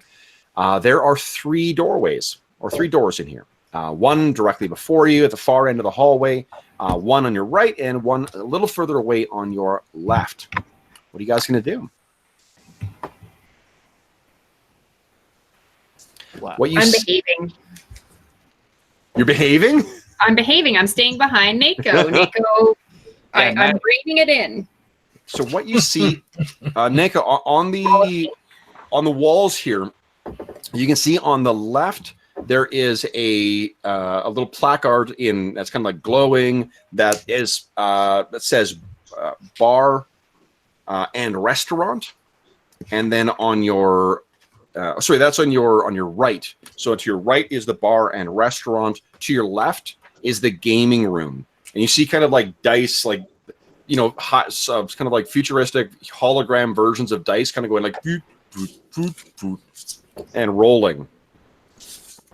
What are you guys doing? The rundown here, there is another kind of like sign above the doorway, and what it says is observation room. That sounds like the most boring. Yes, I think we should try to find the cockpit or the control room.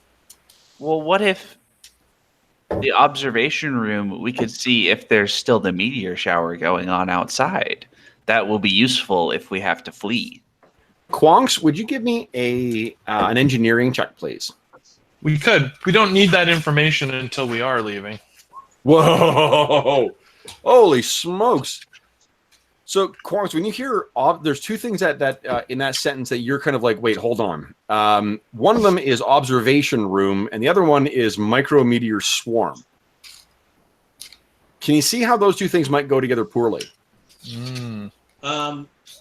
If we went into an observation room and there was a micromedia swarm, couldn't it also be all smashed to bits and we get sucked out into space? It could. Good call. Nako makes a big show of putting the helmet back on. Whoa. Lack of atmosphere. It's not just not breathing. We could get sucked out. We don't have like magnetic boots or anything. Oh. Let's remember we have 2 options. There's also the pub and the gaming room. Both which might have friends in it. I like gaming rooms. There you go. See? Much better than the observation deck. Yes, Yeah. but we need to find the captain. He's probably He's drinking. definitely in the gaming room. Very fun man.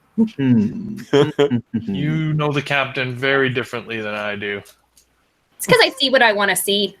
The captain could be in the gaming room. The captain could be in the bar. The captain could be a third place. We could split into 3 groups to try to find the captain. With the party. Splitting the party is an outstanding plan. So I was just thinking the Intimidate is starting to wear off. It's Yeah. hard to stay focused for very long if you're a Skittermander. Oh, definitely. Yeah. It is. I'm also like I can't help but like try to picture what your character, each of the characters' mannerisms are, knowing that you've got so many hands.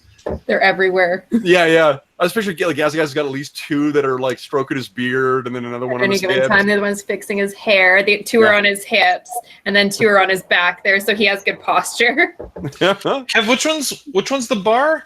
The bar is on the bottom. This one. Yeah, bottom of the map. Dako just goes and opens the door and goes in there. All right. I'll make this easy. I need a drink. Okay. So you hit it. The door opens up.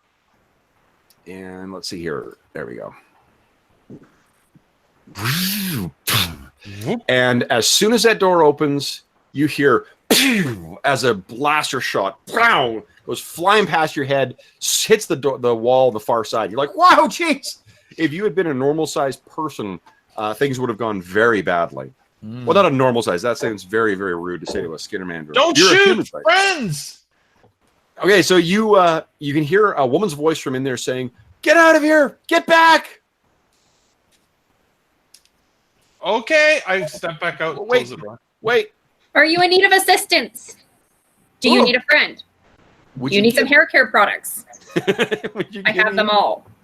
Diplomacy check, please, Gaza. Yeah. Let's see if his soothing voice. Infectiously friendly. Ooh. It's a little pitched, so he kind of is, do you need anything? And it sounds like that whoever is in there is quite agitated, obviously. But it's a woman's voice, and she speaks with a Castrovellan accent. The common. Now, would each of you guys kindly give me a culture check, please? It's a skill.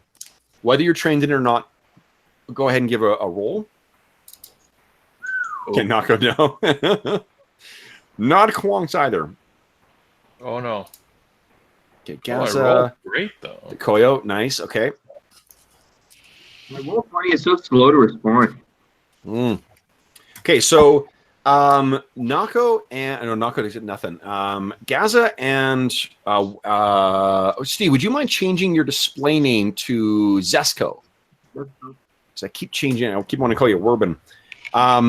So Zesco and Gaza, what you can recognize again is that this is an accent. It's an accent from someone who's from Castrovel. Castrovel is this beautiful jungle world that is the third, I think, from the sun.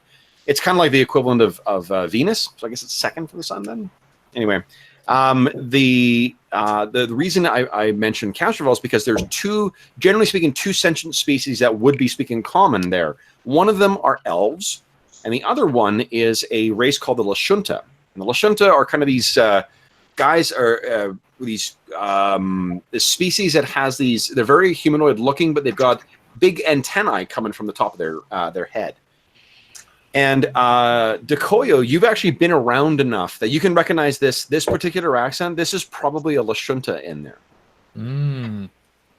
And there's nothing. They're generally speaking of a fairly affable species. They're not particularly hostile or anything. So what do you guys say? So this person has fired at you and asked who you are. Oh, did they say who are you? Yeah, who are you? Sorry, Kev, what's the name of our ship? The Clutch.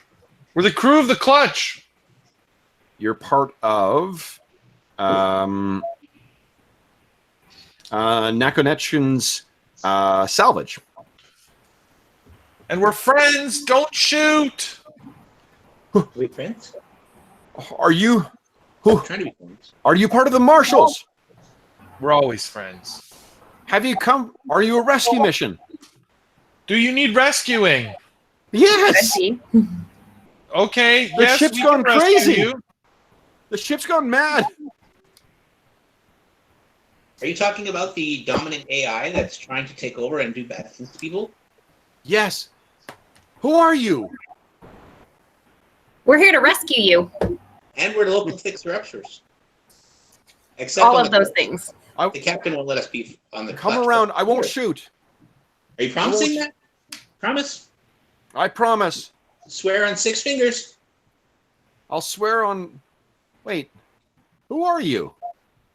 We all peek around the corner. Yeah. Like all the up the doorway. So what you see, there's within this room. So first off, the room itself, the smooth wood flooring and paneled walls give this chamber an air of elegance that is immediately countered by the obnoxious mess and rank smell of body odor and other foulness.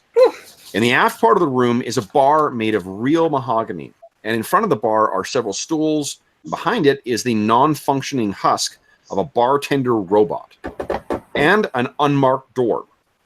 Half the dozen tables and accompanying chairs are pushed towards the forward wall to make room for makeshift cots. And within here, there is a group of about 11 or 12 passengers in total.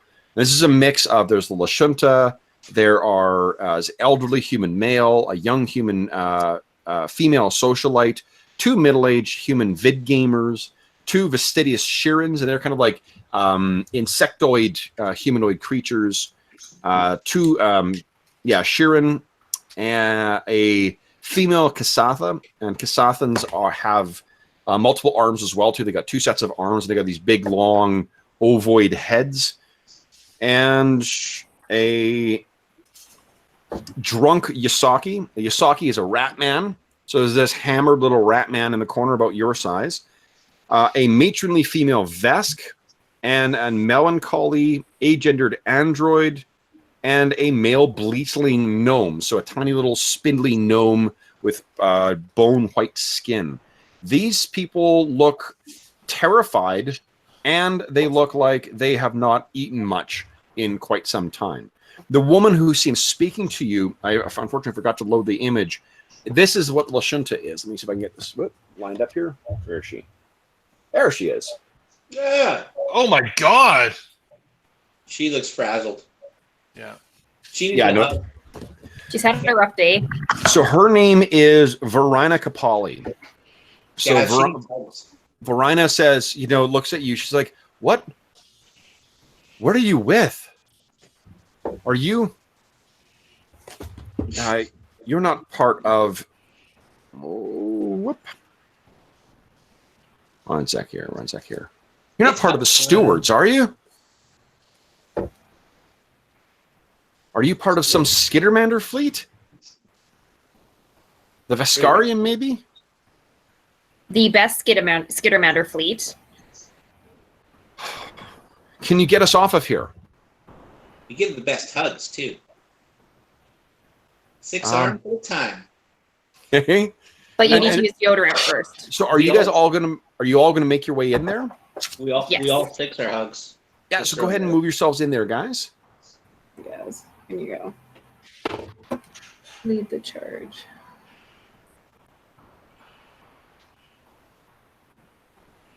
Okay. You seem like a bunch of new friends to me. There you go. Make it a little easier to get in there. All right. Oh, I can't see the icon for my group.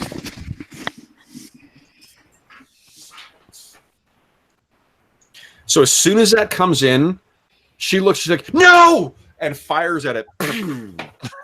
And Beboop takes 1 point of damage of the 17 hit points he has. Okay, Beboop, go in the hallway.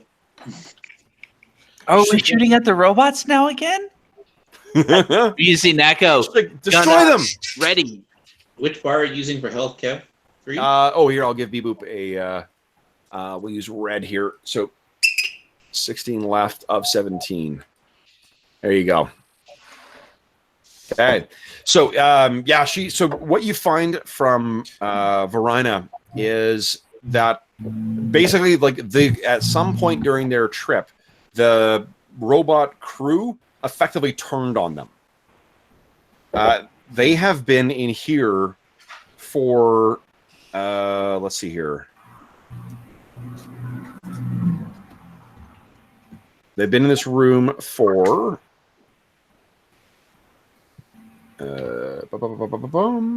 I think it's a week. Whoa. Yeah, like they've managed to snag everything they can.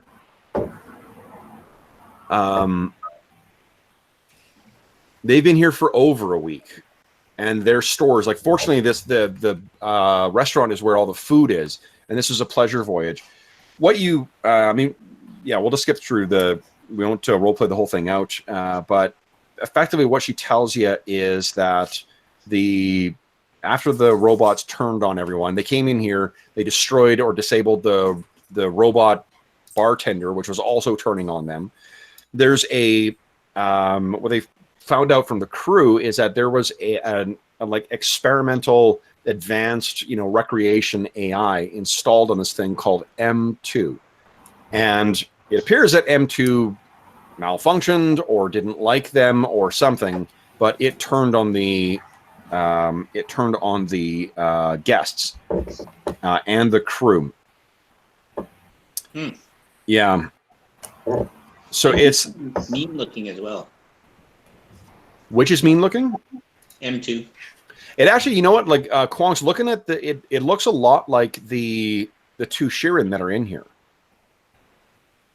What? Yeah, I mean the Shirin they're one of the species that populates the packed worlds, and it could very well be that it just took maybe it took a form after its programmer or something like that. Oh, I am scrutinizing them with my not quite so perceptive power. All right, sweetie. Whoop. Seems like there's a dog on. I'll walk over to Gaz and whisper in his ear. M2 looks like those guys. I'll nod. I'm hastily trying to divide up all of my hygiene kits so that they have enough that they don't stink anymore. Because like, it'll also make me friends, but it's also offending me because I don't want to stink as well. But I'm going to pass it along, and I'm going to try to engage the Shirins in conversation to see if I can glean if any of them know about computers. Sure. Give me a diplomacy check, please. Because if they know about computers, maybe they built it. Mm-hmm.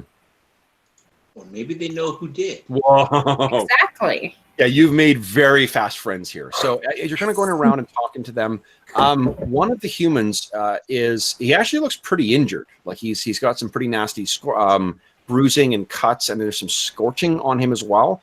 And his name is Locke Lindler, and he was part of the crew. So what you find out is that if you're talking to Verena will tell you that he's part of the crew, like the maintenance crew on this. He got like that, gesturing to all the injuries that he has. He got like that trying to access the computer core and shut down M2. It didn't like that. So I'll secret signal Quonks that this is the guy Quonks needs to talk to. Okay. Because they know about computers. I don't have any skills in computers, so it would be dumb for me to ask. But I will assist. So, do I need to like be diplomatic and stuff to try and figure out? I can be diplomatic for you.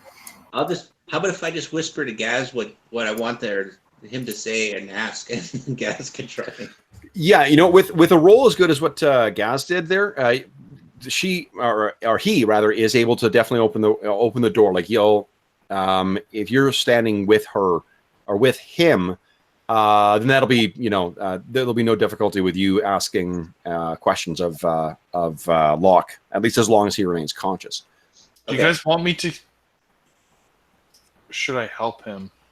Can you heal him so he doesn't like lose consciousness and like we can keep talking at least? Do you want to check his status there, Dekoyo? Sure. Give me a medicine check. Let's see. Ooh. Oof. That's still good enough to check status. So he's stable. He's pretty beaten up, and he's going to need to get some proper medical attention. But he's not going to pass out for having from chatting too much. He also looks a little cleaner now, thanks to Gaz's hygiene kit. I'm so helpful. So, yeah, and I'm going to try to glean whatever I can from Locke about M2 with Quonks's help there, so that if we're going to try to hack in and maybe see where the captain is, see if he's locked somewhere, because we might have to go toe-to-toe with the AI. So any information I can get our computer programmer will be what I get. Sure. So you guys head over to Locke, and I think, let's see here, Locke would, you know what, Locke is, in the film version of our one-shot, Locke will be played by Sam Rockwell, like Galaxy Quest Sam Rockwell. Yes. So he's kind of like, completely stressed out. He's got, you know, a week's worth of 5 o'clock shadow. He looks over and he's like, "Where did you all come from?" The door. "I think I'm seeing things. There's little furry pets around here and they've all got guns." We're not pets. We're your rescue mission. "Rescue? Who sent you?" Well, nobody, but I'm a fill a need kind of person. So you needed a rescue and we're here. All right. I'll buy that. Right? It's a good sell. It is. So what do you know about the AI that the very big bad, as we call it? The very big bad. Well, it wasn't designed to do this. This AI was supposed to be something to help. It was supposed to be to allow us to run with a skeleton crew. I have some droid support or some robot support, and then M2 would manage everything else. But something went wrong. Its metric for calculating what would be relaxing went wrong. Oh. It decided the intended destination would not be sufficiently relaxing for the guests. So it decided to reroute us into an empty area of space and then just wait. I guess that could be relaxing. Have It'd be relaxing. If you call starving to death relaxing. It wasn't my first choice, but I can see the logic.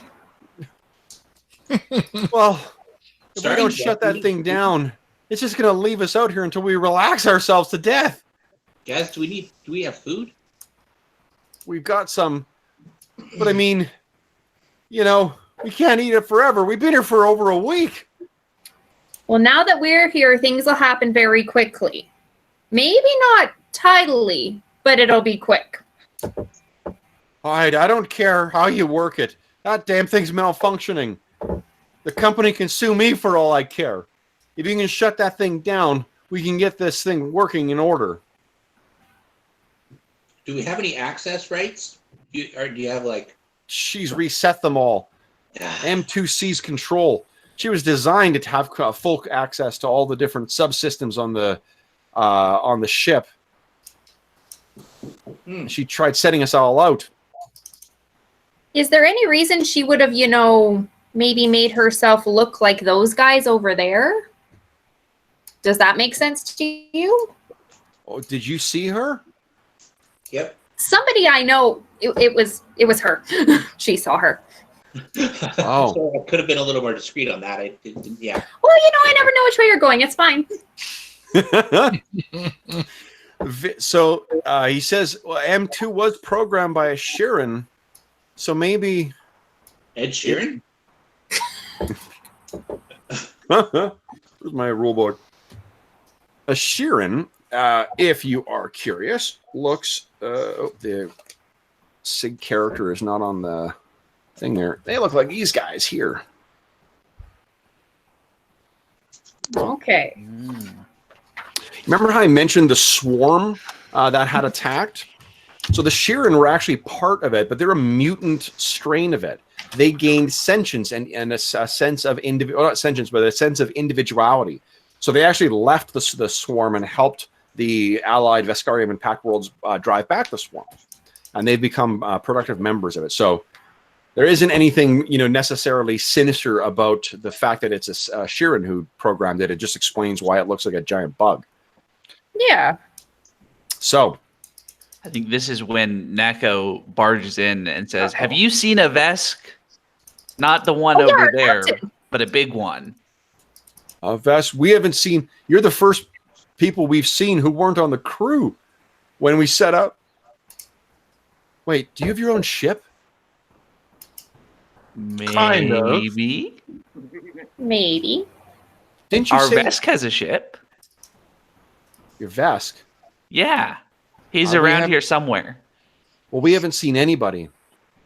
Okay, stay tight, and we'll do something for you guys later. He's got the keys. The Vesk has the keys to the ship, so we have to find the Vesk to get back on the ship. The keys? What are you guys talking? Oh, yeah, he's got the keys. The keys! Keys. The door!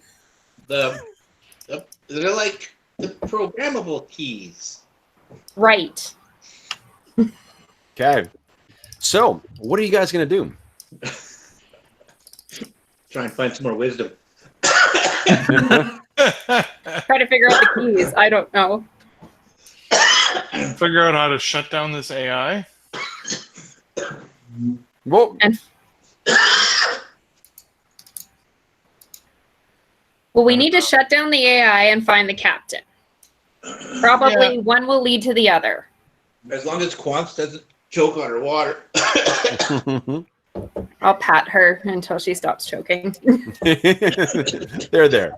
I'm not ready to lose any more friends. It's hard on me. Are Don't you really sure subtract. you want to drink something in here? What? Well, they've been in here a week.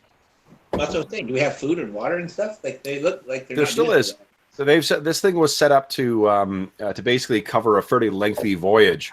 So they've been making their way through the stores, but it does seem like they're running low now.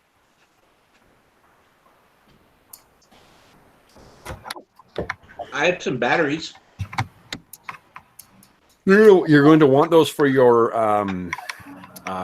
pistol. What is it? What kind of weapon do you have? A rifle. Azimuth laser rifle? Mm-hmm. Yeah, that's what you use your batteries for. Yeah. Okay. I'm going to ask if anybody's looked in that back room yet. Yes, That that's they the explored there. yeah, that's a storage room. That's where we've been accessing the food. Yeah, I mean, that's everything that's back there. You can grab like some snacks or something like that. Basically, imagine what you could find in the storage room of like a upscale restaurant. There's like space peanuts to be set out on the bar table and stuff like that.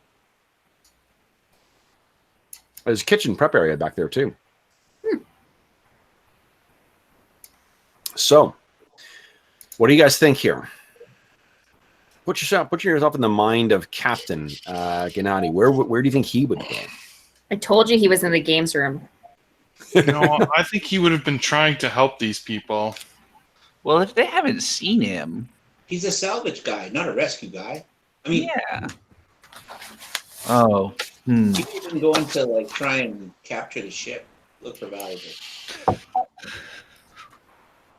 Well, and Neko's gonna, one arm holding the Dashko and one to each of the other Skittermanders gesturing, "Let's go outside and talk about this." Let's have a group huddle. Those are my favorite. Group huddle in the hallway, and then Okay. we'll Head out, okay. So what do you guys think here? I'm looking to the window. We got everybody huddling One out outside. there. Yeah. all right. There's not a lot one, of- one more trick. I'll quickly. Sorry, guys. Just Leslie. Another thing you can do is if you hold down Shift and then click on left click, boom, it'll center the screen for everybody. Oh, perfect. Mm-hmm. Okay, so what do you guys think of this? Nako, you're the one who called this Skitter meeting. Okay. There's You're not a chairing lot the of other meeting. ways to go. So, game room? We gotta Game keep room. Search for the captain.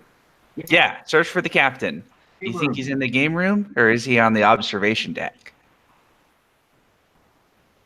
There's more to salvage in the game room than there is in the observation deck.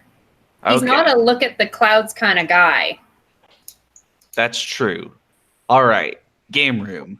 What's the first place you go in an emergency? But I need to go and tell them not to shoot B-Boop. Oh. Oh yeah. He's in the. I put him in the hallway so he wouldn't get shot again.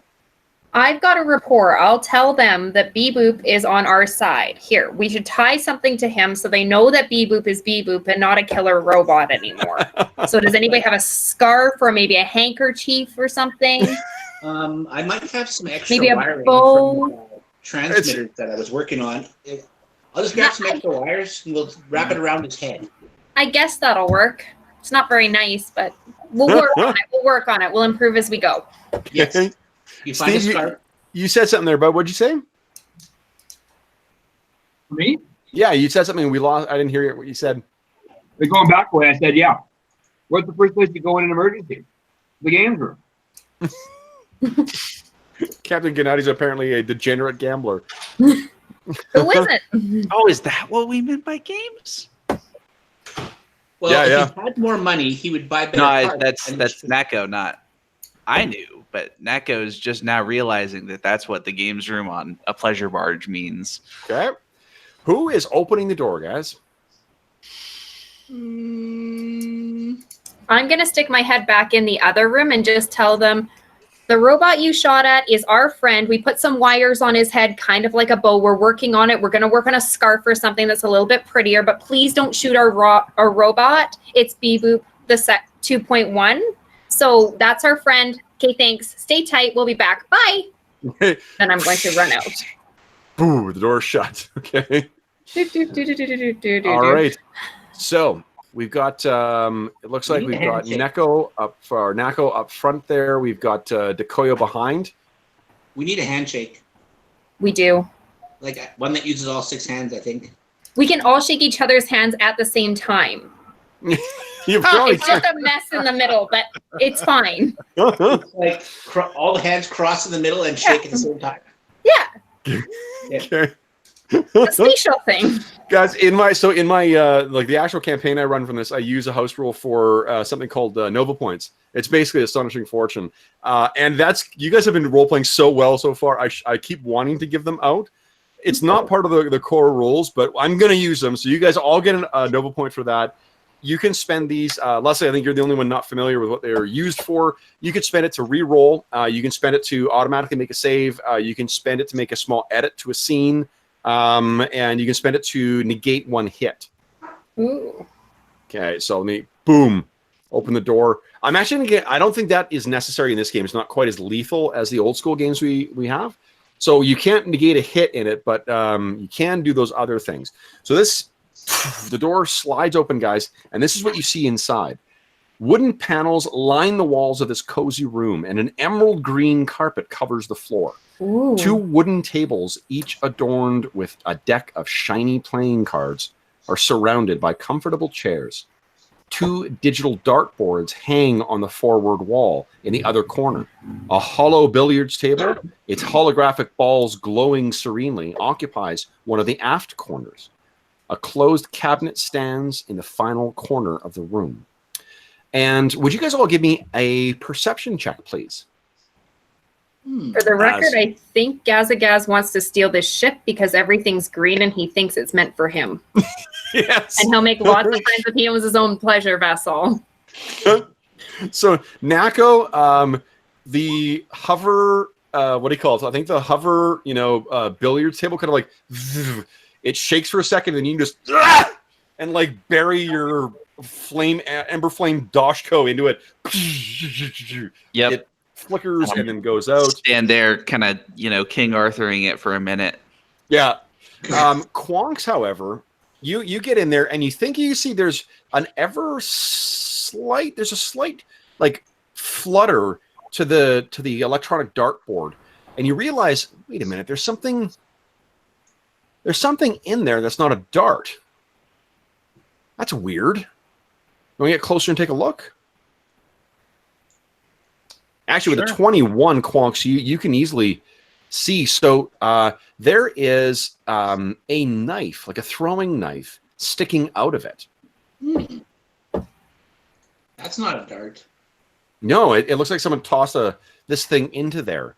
Where's that? The darts, I believe, is over here, maybe? Or maybe it's over here.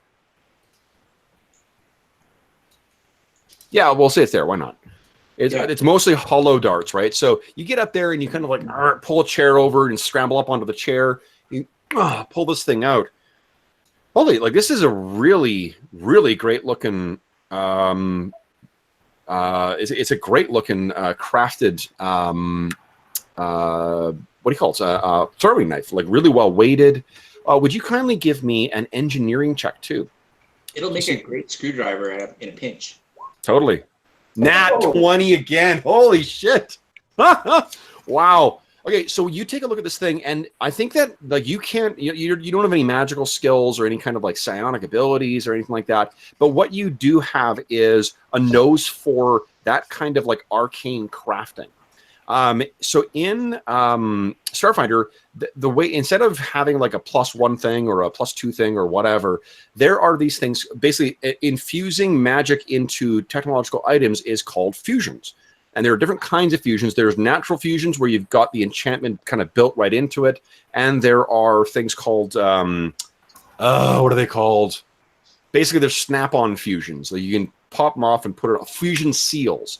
This is a fusion, though. You can't tell what it does because you're not a magical type. Someone with mysticism as a skill could probably tell you. But you're looking at this, and you can see that there are arcane tracings in this. Like, man, there's some kind of enchantment on this thing. There's a fusion. I spin around and like swing the knife. Whoa! Hey, Decoyo, you want to take a look at this? Absolutely. Okay. It's got some fusions in there, but I'm not familiar with them. Look at the little design on the side here, and then in the tan. Yeah. Oh yeah. I think I know those. Okay. Would you kind of give me a mysticism roll, please? Oh yeah. Oh yeah. So this is pretty clever. What's been enchanted into there? And you're not sure why. I mean, it's maybe a little ominous that this was thrown into the dartboard and then didn't trigger. But it is a fusion of returning. So you can throw this knife into someone. It effectively is a survival knife. Toss it into someone, and it appears back in your hand. Interesting. It's a fusion of returning. Yeah. If you were to throw this knife, it should return to your hand. Unless you're dead. Yes. Why would it be stuck in the board here? Very strange. So why would someone throw it at the dartboard when there's hollow darts to use for that? What if it was acting up? I'm gonna see if I can pop the dartboard open and see if there's something going on in the circuits. Sure. Just give me another engineering check, please. Let's see what. Oh yeah. Okay. No, it doesn't appear to be anything. I mean, it's slightly damaged. The reason there was that slight pulsing of the board, the display of it, is because of the impact of this thing. You guess maybe with a. Oh, did we lose Leslie? Oh, Sorry, I clicked the wrong button. no problem. I think I'm coming back. Okay. Hey. What you think maybe happened is maybe there was like it was one of these like 1 in a million shots where it hit the some kind of electronics within the board which had a feedback up and maybe interfered with the fusion. Yeah, that sounds right. If you it punctured a resistor right here. See that? Yeah. Okay. Apart from that, guys, there doesn't appear to be much. There's a cabinet there that you could look in. Although the glass on the outside, it's just that the cabinet, it holds everything. There's augmented reality goggles and gloves that you guys would know would function with the dartboards, and allowing you to throw a whole bunch of different digital projectiles. And there's a dozen hollow cues for the billiard tables. Oh, and there is a Jans set. A Jans is a chess-like board game played with elaborate glass pieces. So this is, what you'd expect of a high-end kind of, games room. Hey, Nako, you're pretty handy with martial stuff. Bet you this knife would work well for you. It might. I was wondering, Quonks, you might know, what would happen to a computer if we threw a digital dart at it? Would that kill it? Probably not. Probably not. No, that's too bad. It would survive in the rest of the circuits. Oh. We have to get in and get the programming to separate probably from the existing mainframe and programming. So basically separate the bad from the good. Be kind of like a surgeon cutting out a cancer or something like they used to back in the Middle Ages. And you would use a knife for that. And Nako draws the survival knife that I've got. Right. But we need to use a surgical computer programming knife. Yeah. Here. So what are you guys thinking here? There's nobody here. We should try somewhere else. I didn't think the captain would be here. You never know. Gaz is taken to cutting up some of the carpet until I get enough to do a nice little bow that we can put on Beboop. Because I'm not settled with using the wires. I'm super sorry. What if there's a He was towel? paying attention to a quarter. Maybe there's a nice serving towel that we can use to make a scarf. There might be. A napkin of some kind? I think we could make something beautiful. Between here or the bar as well, there's got to be something in those. This is all high end stuff, right? So you could probably find something to make it look quite lovely. He just liked the green because it matched him. Okay, so if we go back into the hallway, was there any other places? Did we miss something? There is the observation deck. Oh, wow. That sounds like we need to throw our helmets back on just in case. And maybe we need to strap down, tie each other up. I don't know. Or maybe we can send Beboop out there first to scan. We could. Beboop can fly. I think Beboop can make it. Yeah. Hey, Beboop, you're going on a reconnaissance mission. So where are you sending Beboop? Through into the observatory to scan and make sure everything's okay. Well, he doesn't have he's not equipped with just so you guys can understand the nature of the setting. There's not Star Trek tricorders or things like that in here. So and he wouldn't be equipped with anything beyond the most basic of audio and visual sensors. Do any of you guys have anything to be able to scan through the store? Like scanners or...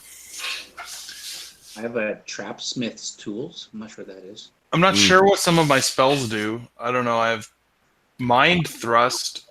That's an attack. And I have Mind Link. That allows you to basically link up telepathically with one target. Including a robot? No, not a robot. It needs to be sentient. Okay. And then Telekinetic Projectile, which I'm guessing is another... Yeah, it's a little attack. Yeah, okay. So no, I don't really have any spells. Does anyone need to charge up their weapon? I think only one shot's been fired. Gaz has fired once. Mm-hmm. Okay, so what are you guys doing? You got this door before you. I think we have to go through here. I'm gonna put on my helmet. Helmets on. Yeah, put your helmets back on, everyone. Okay. Let's do it. Guys, can you think of any way that you might be able to tell whether the door beyond or this door leads into the vacuum or not? It would be sealed or not sealed. That's very likely in this, yeah. Yeah. Hmm. The air would be leaking out if it was headed to the vacuum. And there'd probably be some alarms going off. And what about the temperature? it'd be super cold. That's also true. Nako, lick the door. If it's cold, your tongue will stick to it. Looking back and forth, tongue out, and no. So you lick the door. Try a hand. Okay, so yeah, you get closer. Like, what am I doing? You put your hand on the door. It feels neither hot nor cold nor anything. Okay, that's good enough for me. Let's open it. Okay. Punch the button. Now, hold up, guys. I need to make one adjustment to the lighting levels here, guys, because there is something that happens when you open the door. It's that you all die. No. Where are we here? Boom. Okay.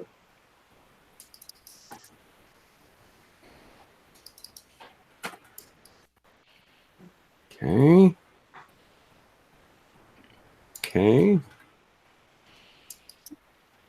Who else is out there? There we go.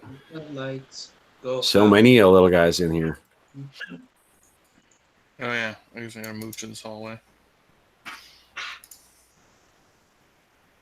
Okay. Forgot we're on a map. And Decoyo. Looks like the lights are going out. Do I have to turn my lights off? Okay. Yeah, I just put it on. No, there's something that's going to happen when you open up. Your lights aren't necessarily going to. Ooh. So, let's see. What I did there is I went in and I adjusted the radius of the light for each of these tokens. Ooh. Hmm. So if we move different areas, it's only going to shine around us. Exactly. Yeah. Oh, that's neat. Hmm. So, you guys hit this, and then the door opens up. Now, before you move in there, let me just. I think everyone is going to activate some light. So let me just do this. I think you guys will be able to see each other's light, because that's just astoundingly creepy. There we go. All players see light. Okay, great.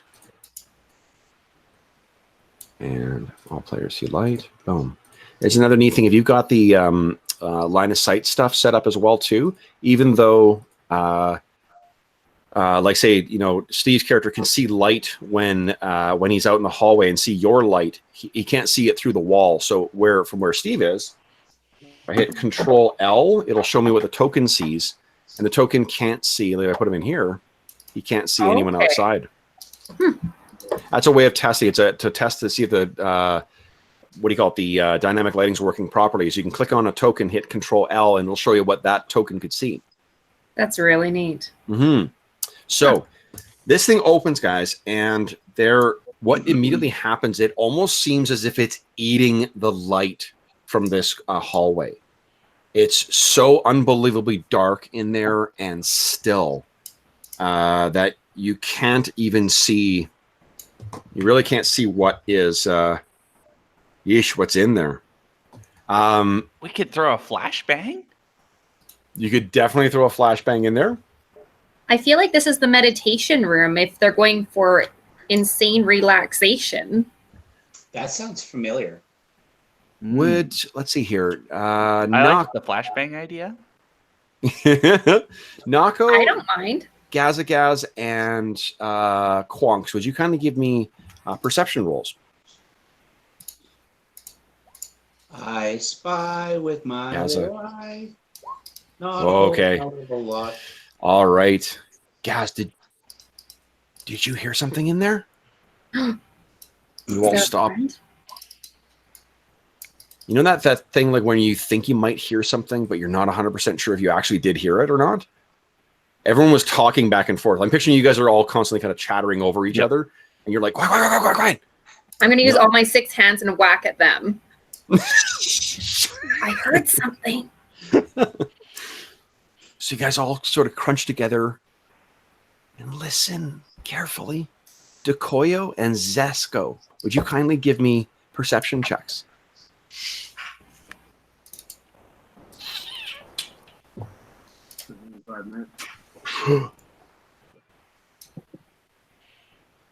So Decoyo, you Yep. hear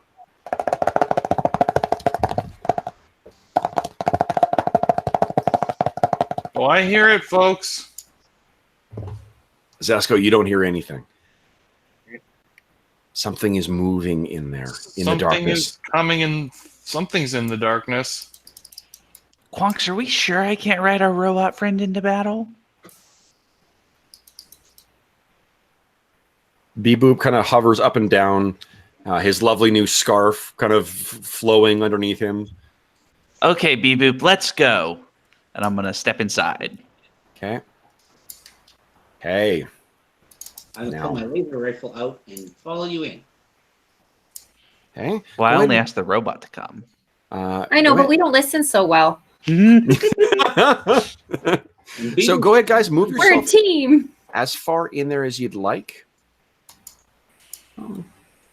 Another way to put it is we don't listen at all. Like ever. Yeah. Really.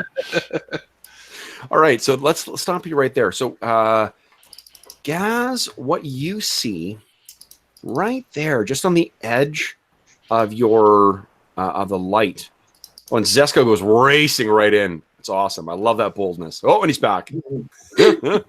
False alarm. So both Zesco and Gaz, what you guys see right there is that there is a weird shaped black rock, and it doesn't look like a natural formation. It looks like as if this black dusty crystal, kind of like sort of like obsidian, kind of grew on the deck right there. I'm going to investigate that.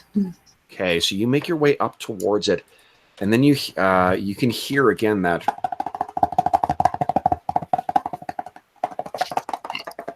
Is it coming from the black thing? it's actually coming from the ceiling. Oh, no.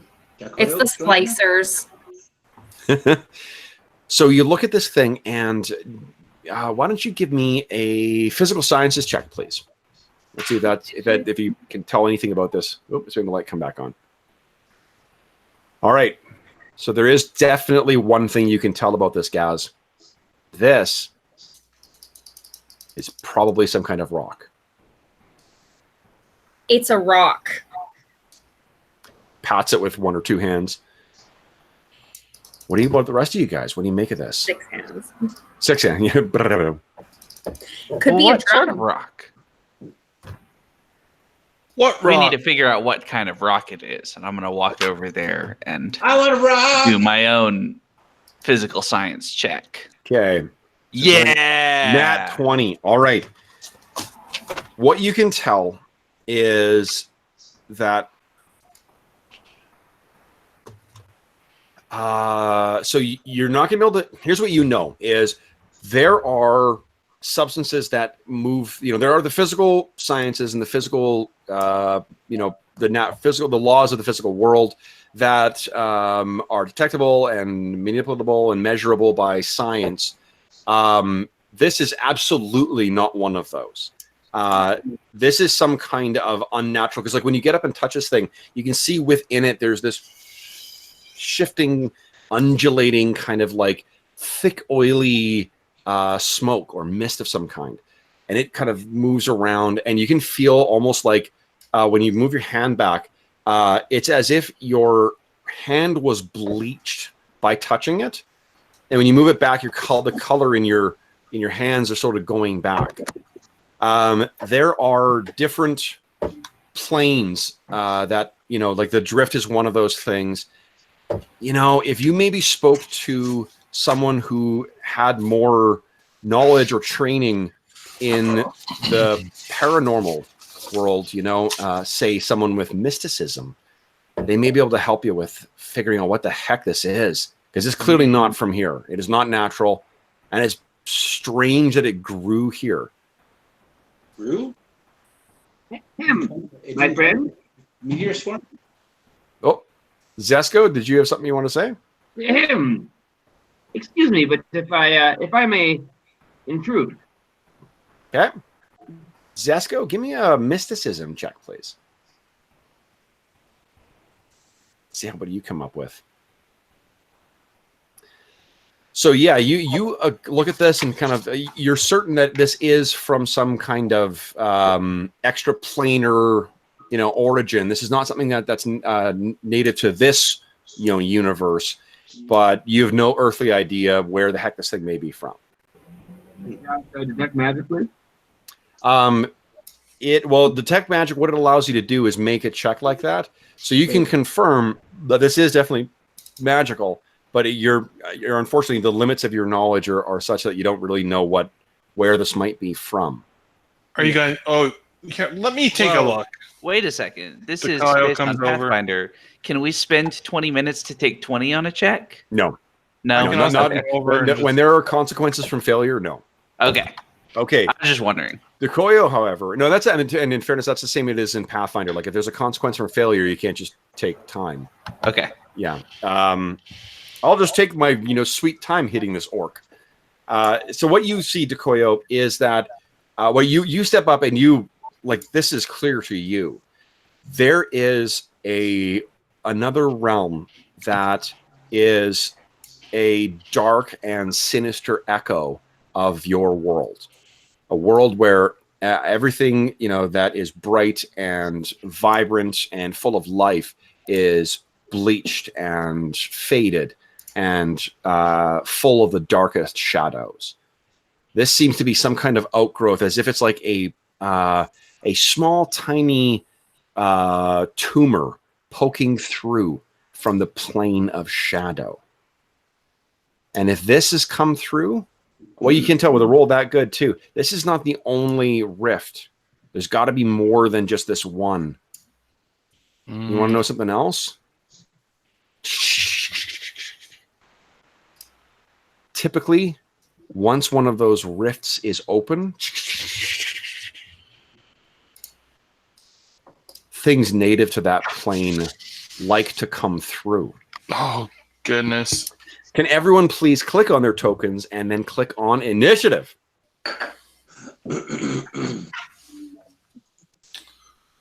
Oh, goodness. Indeed. Nice. Oh! Two. I rolled like a 20 last time and a 1 this time. It's funny. You're tired. Okay. You're allowed to be tired. Yeah. Okay, Nako. Great. Okay.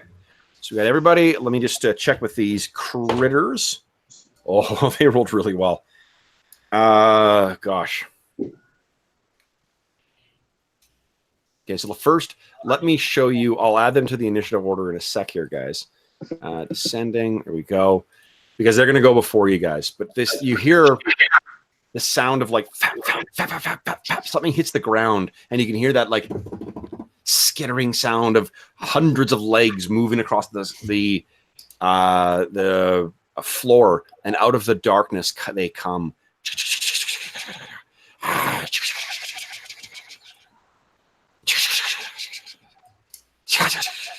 Oops.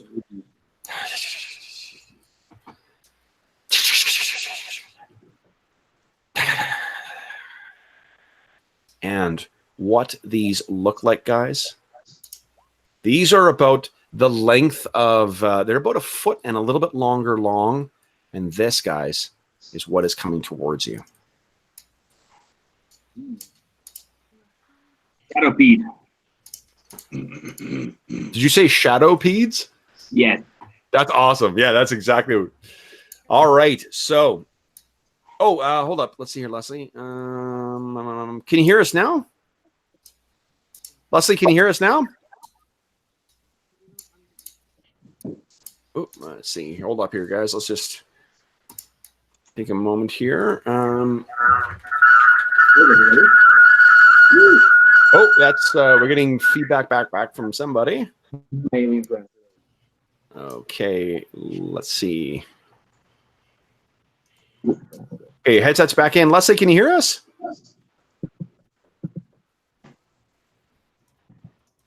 How about if we talk, then she can hear us? Yeah, we can each keep talking here. Let's see until I'll quickly see the. So, Jeff, how's your drink tonight? It's very good. I'm almost out. I'll need a bio break pretty soon and a refill. Yeah, actually, why don't we do this, guys? We'll take while we're sorting out. It's been an hour and a bit here. Let's quickly let's take a 5-minute break, and we'll also try and sort out the audio issues for Leslie here. Yeah. Okay. Whenever I hit reconnect, it's like I roll for video, and I get sort of like random people every time. What's happened there, Steve-O? I say whenever I hit reconnect on roll 20, it's like I'm rolling for video, and I get like a random assortment. Oh, nice.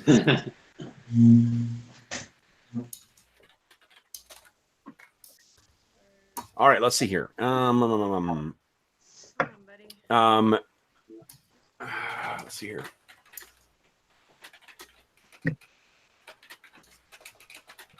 Oh, and joining back up again.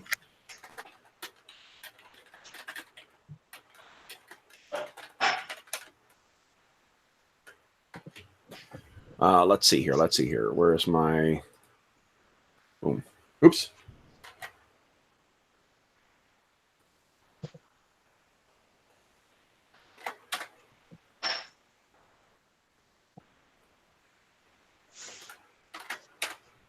Okay.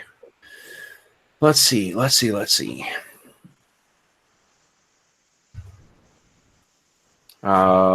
frozen in the call right now, so I wonder if she's recycling out.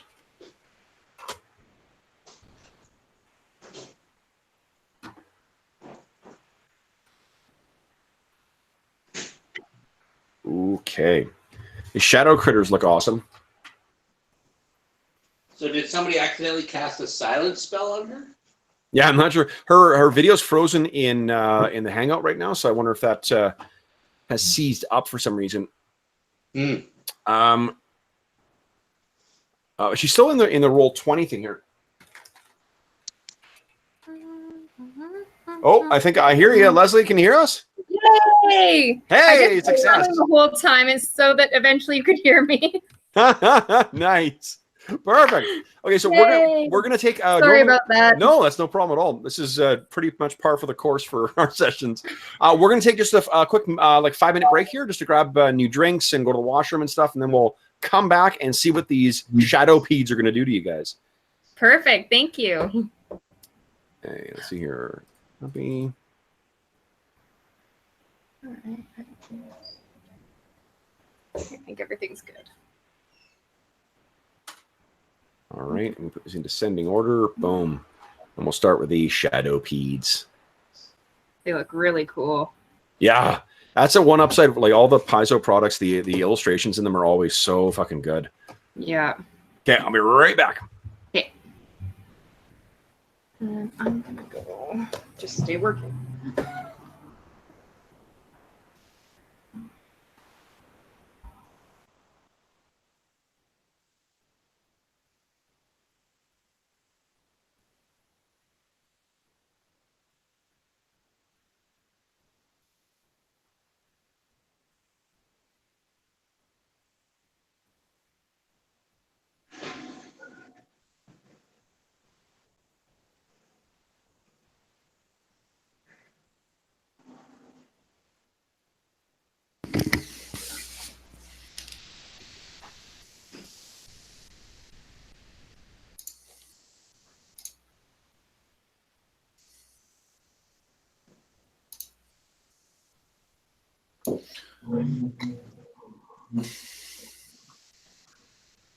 Arlen. What's up, Arlen? He's eating. He's still chewing on something. That's all right. Snack away, snack away. Yeah. Okay. Well, you probably don't want to hear me chewing, I assume. What? It's Maybe what it we is. like chewing. Some people. I like I suppose there are some people, but that seems a little out there for me. Yeah, I think that's a pretty rare fetish. Probably. So, you guys got fun weekend plans? It is my parents' 35th wedding anniversary. Nice. And I don't know if you guys know, well, Arlen wouldn't know, but there's a restaurant in Winnipeg called 529 Wellington. It's very fancy, and we're going there for dinner tomorrow night. It's going to be very nice. That's a very nice restaurant. Well done, Yeah. Jeff. I quite enjoy it there. I've yet to have a bad experience there. Where is that? 529 Wellington. Oh yeah. Yeah. We're going there for my parents' 35th wedding anniversary tomorrow night. So Oh, nice. Gonna be nice. Sorry, 29th or 39th? 35. 35. Oh, nice. I'm 32. My sister's 34.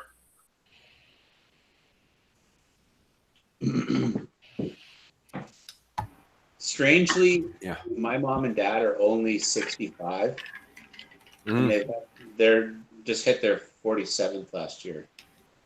47th. Wow. Yeah. Wow. And I'm 45, so they had me like they got met at like 18, got married, had kids, bam, bam, bam. And I'm like, whoa, easy. Yeah. Whoa. Well, I talk to people my age, and their parents are in their like 80s and stuff, and I'm like, no, my parents are 65. They play like video games with me. It's like weird. Oh man. Okay. So let's hear. I think I hear.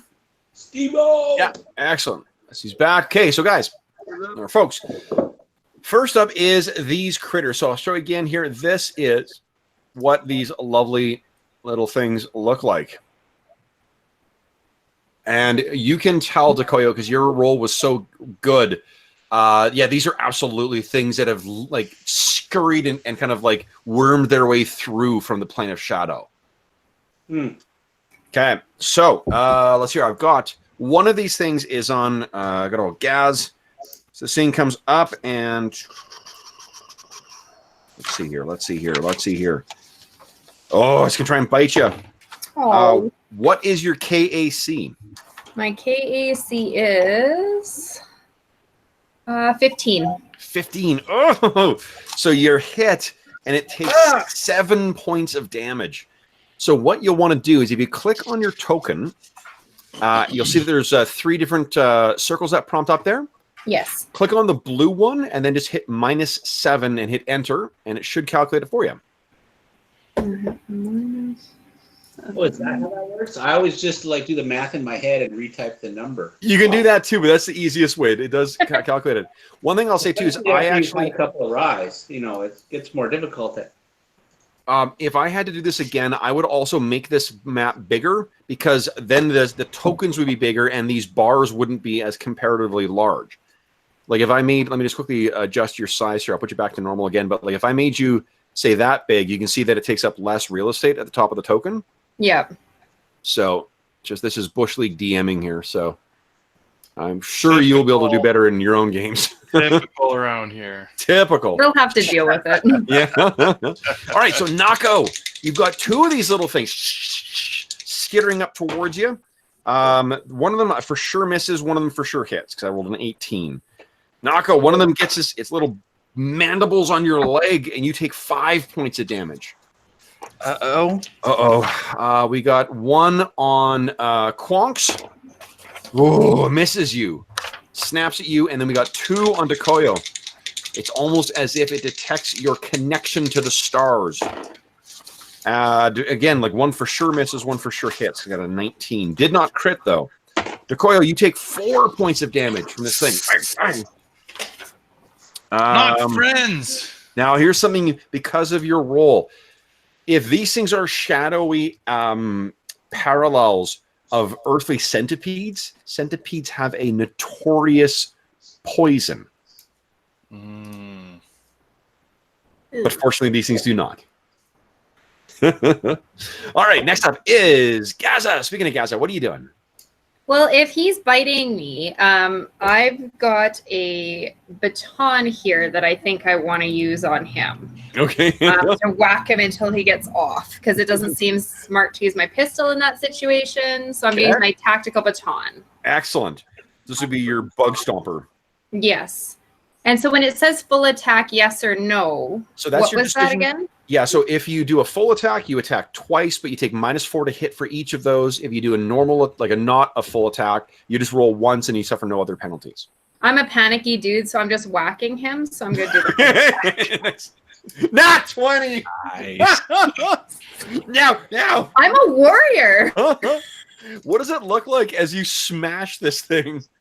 It's like a haze of green and electricity. It's just like, it's a haze. There's some fur flying. There's some shadow flying. It's a mess. There's some spittle going. Am I imagining there's a little bit of like jumping on top of it to squish it at the end? Yes, very like thump, thump, thump, thump. Yes. So because you made a full attack, you can take a 5-foot step effectively, but that's pretty much all year round. Quonks, what are you doing?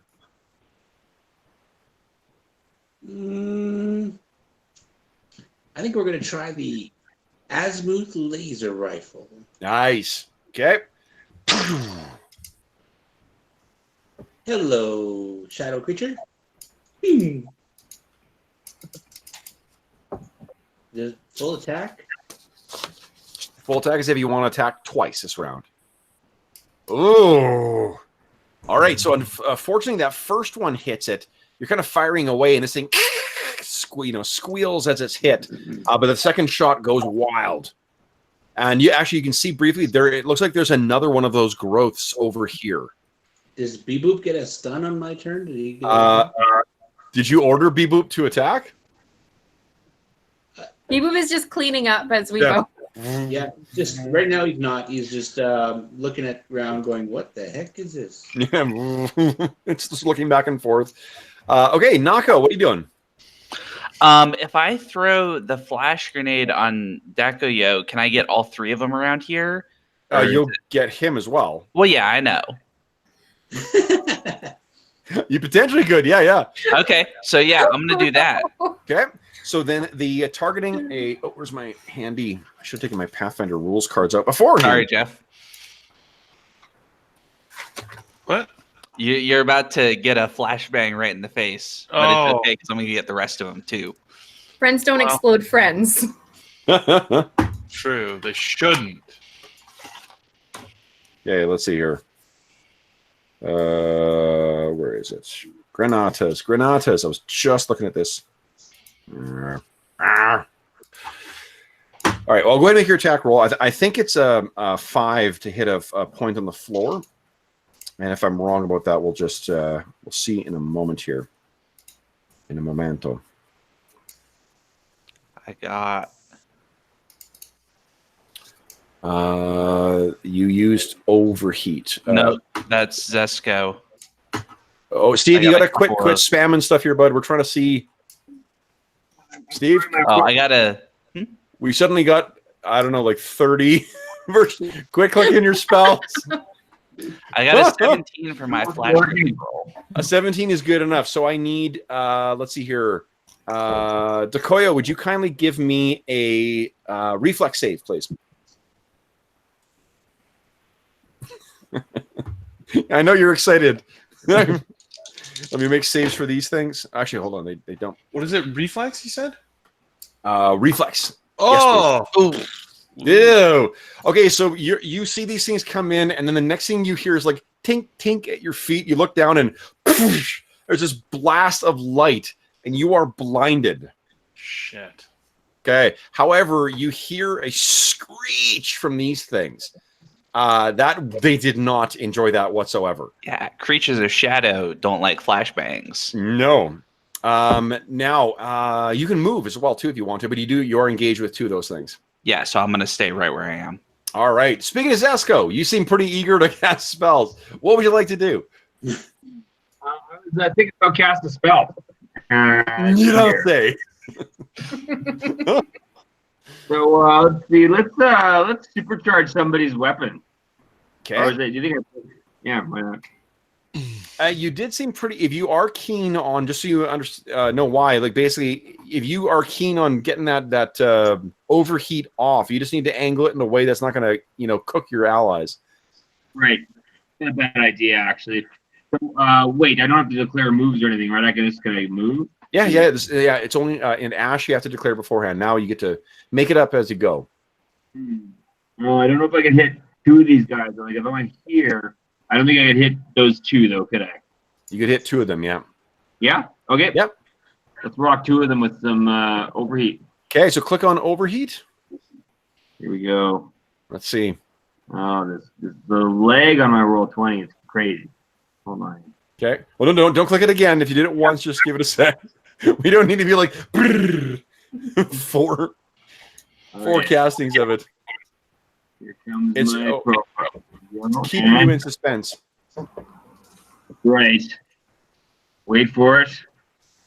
Wait a long time for it. It's so weird because like, your audio's coming through just fine. Right. Come on. You can do it. It You know does what, take a while. You clicked on overheat before. Why don't we use that one? Sure that works. Okay, so they get actually. You know what? Even if they succeed in their saves, it's gonna kill you. So 2 questions for you. First off, what does it look like as Zesco casts magic? You identify. You cast identify. That's awesome. Oh God. Yes, the Burning Hands, which we'll see at some point, is sort of like his body. Oh, look at this. There it is. There it is. I gather up. You see sort of heat waves like entering me from other people around me, and then blasting forward, sort of like almost like a sound wave. Yeah. All 6 hands. Okay, so there's this wave of fire that comes in. You can feel this like blast of heat, Dekoyo, although you can't see it. And those 2 things, you hear this like popping sound as they're cooked off. Well done, Zesco. Dekoyo, speaking of which, your turn. What are you doing? So I'm blind. Yeah.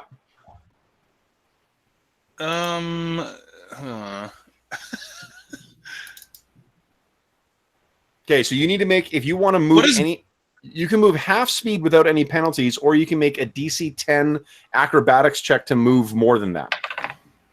No, I'm not very acrobatic. So what are you thinking? I think I'm just going to back away from where I last knew my friends were. Okay. Like, sort of backwards, and just swing my warhammer wildly. Get away from me! So you step back and swing wildly, and no one. My battle staff. Yeah. Okay. All right. So then it is the critters. No. Like there's absolutely no chance of you hitting. No, I know, but I'm just doing it. Sure. Just in case, yeah. Okay. So then it is these critters' turn. All right. So we've got. Let's see here. 2 are on. Okay. Actually, Dekoya, you'll sight back again next round. There's 2 on Nako. Let's see what happens to him. One of them for sure hits. What is your KAC? KAC 16. 16. All right. So that means you are hit twice. So 2 of these things are swarming over here. They're almost your size, too. So this has got to be really creepy. Fuck me. You take 7 and 6 points of damage. So 13 damage in total. Okay. Okay, I'll get this thing out of here. Boom. All right. Then there's 1 on you there, Quonks. Let's see if it hits. I think a 20 will hit you, right? No, 18 KAC? Yep. Yeah. You take 3 points of damage. All right. So, have you started taking hit point damage there, Nako? Yes. Yeah. Okay. The blue first, yeah. And all right, so that is it for them. Gaz, what are you doing? I'm going to continue to beat the one I am on unless he is no more, in which case I will go and help my companions. Okay, what would you like to do? Now, to talk about your character's abilities, you were hoping to use that, yes, stamina thing. That this would be there's somebody who's had the shit kicked out of them. I will use my which one is that one? That's Inspiring Boost. Yes. Okay, I'm going cool. to spend a resolve to do so. Nice. So what does it look like as you're sort of to sort of bolster Nako's will to fight here? Well, somebody called us the Care Bears, right? So I feel like all my love and friendship comes out in the shape of a heart from my beautiful mint green belly, and it just fires all my love for my friends. Okay. And why don't you click on that Care ability? Bears. We are the Care Bears. Like, let's get real. Click on that ability, and then Nako, I think you gain 9 stamina back. There we go. 8 stamina points. 8 stamina points. Excellent. Mm-hmm. All right. Then, so that was a standard action. You could still move if you like as well. Yeah, I'm gonna go. I don't want to be in the way, but Nako's taking a lot of damage. Actually, I'm not going to move. Actually, yes, I'm gonna move a little bit over this way, so that if I shoot my pistol, I'm not gonna hit Nako. Okay. Sounds good. The next up is Quonks. What are you doing? Just there. Quonk's gonna try the laser rifle again. Here it comes. This time I'm gonna just shoot once, and I'm gonna order B-Boop to try and stun it, and then I'm gonna try and shoot it after it's stunned. Okay. Give me a D6 roll or a D20 roll for B-Boop. Oh. Okay. That actually hits because he's got a plus. I think it's a +7 to hit. It's pretty crazy. All right. And would you kindly give me a 1d4 +1 roll? There's just like burst of electric. Whoa! Right. So it runs along the length of this thing, and every one of its dozens of arms kind of like spasms in a different way. All right. And then for you, Quonks, what are you're shooting? Yeah, I'll shoot at the stunned creature. Nat 20 again. So what does it look like as you blow a hole through this thing? Yeah. So B-Boop hits it with a little stunning, and I see the opening, and I aim the laser rifle and right through his face. Nice. Yeah. All right. So that is it for you. Nako, what are you doing?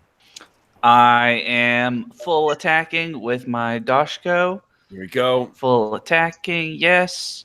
Let's go. Boom. That is 2 hits. That is 2 destroyed shadow creepers. What do you do? What does it look like? Oh, it's just a blur of reddish fur and glowing, flaming stuff as I'm basically spinning around while tossing it between my different hands to make, one attack this way and then drop it and grab it with the other, and one attack this way and around and again until I realize that I'm doing more kind of showing off than actually fighting. And is Nako a noisy fighter or a quiet fighter? Nako is quiet until the battle starts and then gets very noisy. So she's been screaming this whole time. That's great. Or is it like those annoying guys at the gym who grunt with every effort? Got him. All right. So it appears, Dekoyo, Zesco, you're up next. What are you doing? It doesn't appear to be any more of these things in here. Like, it's not that you can see. Zesco will maybe use detect magic. See if you can see any more of them. Click on detect magic. That'll tell you what you can do with it. Because it becomes it'll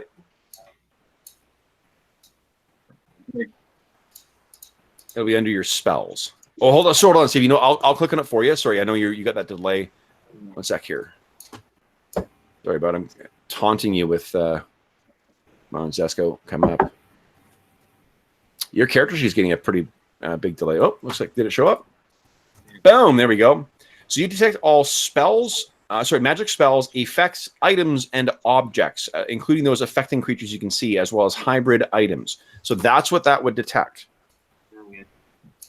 What you can see, so what I'll say is that it's a 60-foot range. What you can see, Steve-O, is over here, there is another, what you're seeing in kind of like your magical senses is this sinking black eddy that seems to be like draining down into the floor. And that's right here. There's one over here. There's that one that is right next to Nako, and then there's one over here as well. And that seems to be like, again, from building on what Dekoyo said, if this thing is a link to the plane of shadow, every one of those things is another crack through which more of these shadows, shadowpedes can skitter. There are many portals. Okay. Dekoyo, what are you doing? Can I see again? Yeah, you sort of are blinking and you're looking around and those shadowpedes are completely gone. What happened? I went blind. We got him. Oh, thank goodness. I'll back with everyone else. Okay. Ooh, I was scared there for a second. Now, Dekoyo, you know from what with what your role was before, you know that these are holes through to the shadow plane. Those things came through from there. There's nothing preventing more of them from coming through. Just as an FYI. Or potentially worse things.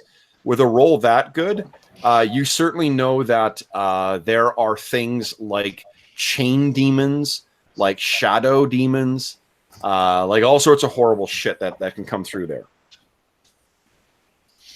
We need to try and close this thing. What will happen to our rocks? They're yours now. Our rocks? The free-spirited rocks that are our friends. They also make really great ornaments that may or may not be going in my future living room. Well, I was just going to say, what if I just, as a test, whack one of them with my Doshko? This is always plan A for Nako. Basically. Are they the actual portals, Kev? Yeah, like these things, these are physical manifestations of the crack or the pinprick through into the plane of shadow. Okay. So, do I know what to do to try and seal this? Do I have any idea? You can try and work kind of like basically it will be a task using mysticism to sort of push and pull the magical forces to seal this thing up. They're not so big right now that it's a rent, but it's definitely making its way towards that. Okay. I mean, I guess I'll try. So you see Nako is about to pull this back. If he does that may leave that rent open. Right now you work with the physical manifestation of this crack. Like what you can picture is that they're like the planes. There's different places in the universe where it's close and far. Like where there's the kind of barrier between the worlds is narrower. What you've got right now is sort of a tiny little hole through it, and you can kind of like work that with the physical manifestation of it. You can work it to close it up again. But if that physical manifestation is gone, then you're going to have to work a lot more powerful magics in order to get this thing closed. Does that make sense? I think so. Think of it this way. Imagine like you had a tear in a piece of fabric, right? So there's a piece of fabric that's like kind of hanging loose there. With that thing there, you could put it back in place and then sew around it to seal it up. But if that thing came off altogether, you'd have to get come up with some other strategy to fill that gap. Right. Okay. Okay. You need to put a patch on it instead of just sewing it up. Okay. So you're gonna have to put that thing back. Okay. So Gaz Nako's got the Doshko up, and what do you say, Dekoyo? Whoa! We need that. We do? Yeah, we need that. Yeah, don't smash it. We need to use that to sew up the hole. Oh. Yeah, don't smash that. I'll say here, give it to me. So, well, like this thing it seems like it's almost like grown out of the very deck there, and it's about your size. Oh, okay. So you make your way over there. Why don't you give me a mysticism check, please? Now, hold on. Is anybody else trained in mysticism? I believe Zesko is. Maybe you guys could help each other if one of you were to do an assist. That's a great idea. Mm-hmm. Wow. Just throwing that out there. Zesko, would you kindly give me... I think that Zesko has the lower mysticism bonus. You might want Dekoyo to take the lead here. But Zesko, would you kindly give me a check against DC... mysticism check against DC 10? Here it comes. It's coming. Boom. Oh, boy. Gonna be great. I know as soon as I try and pull up your character sheet, it's gonna come up. Let's see, where are you, Zesko? Good old Big Daddy Z. I'm gonna build a Spencer White. Even your sheet is taking forever to load This up. is what it's like in real time. Nako, you can see, is getting more and more impatient. Yeah. No. Just wait. We need to look at it. There it is. Oh wow. No, that was my roll. I wanted to see if it came up faster. So let's see. So we're going to assume that Zesco, you've helped right now. So Dekoyo, let's give you a +2 to your roll as well. So whatever you roll, add 2 to the result. Here we go. Bless you. Excuse me. Oh yeah. So you're able to sort of channel into this, and what you see is that this crystal, that swirling black inky kind of mist that's inside there, it slowly starts leaching from it as if you were draining it from the bottom. So it eventually goes completely away, leaving this perfectly clear crystal formation. And that is one of them gone. 3 more to go. In this room? In this room, yeah. Okay. I'm going to let you rolled well enough. We're not going to go. I mean, I'm not fishing for nat ones here. So give me 1 second. I'm just going to adjust the lighting for everybody so you guys can all see. I think you go through one by one and seal these things. And now you're able to see clearly everything in this observation deck. And you can see there is a beautiful, star-filled void outside. And there appears to be a door on the far side as well. Now, let's see. I think I got almost everybody here. Let's get good old Quonks. Go. Boom. All right, guys. Now, what are you going to do? So on the far side, there is a door there as well. Nako seems pretty eager to open that door. Are the rocks mobile, or are they built into the? They're gone now, right? Oh, I thought they turned into crystal. All of them turn into crystal, and you could absolutely take that crystal with you. I would like that. That was my friend. This is a memoriam now. So, so you're gonna need to it's a pretty big thing. So you would take like 1 or 2 of you to move it, or a handy droid maybe could lug this thing along for you. We'll come back for these on our way out. Fine. Kaz is trying to wrap his cloak around it. Like, I can just get it in. I'm going to take out a piece of paper, though, and write my name on it and use some tape and stick my name to the rocks, just in case anybody gets confused as to who those belong to. Right. So you got little sticky signs on all these stones. Perfect. All right. So then you guys head over here. Nako, you just throwing that door open? Yes. Go. It appears to be another hallway. So there's a door on the right there, and what that the door on the right says, 1 sec here, is spa. So that on the right there is the spa. Over here is there's a sign that says to lower level. And over here says bridge, authorized personnel only. Guys, we don't have time for a spa day. So it literally says on his character sheet that often after a battle, he will take a few moments to check his appearance in his hand mirror and fix his beard. So I feel like the spa coming up right after a battle he feels it's destiny. Well, I'm just going to put it out there. Captain Gennady is a lizard, right? And so he might want to be in a spa where it's nice and warm.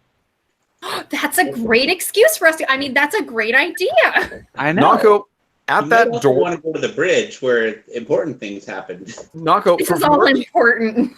From where you are, you can hear something from beyond the door, and you hear basically like. Oh!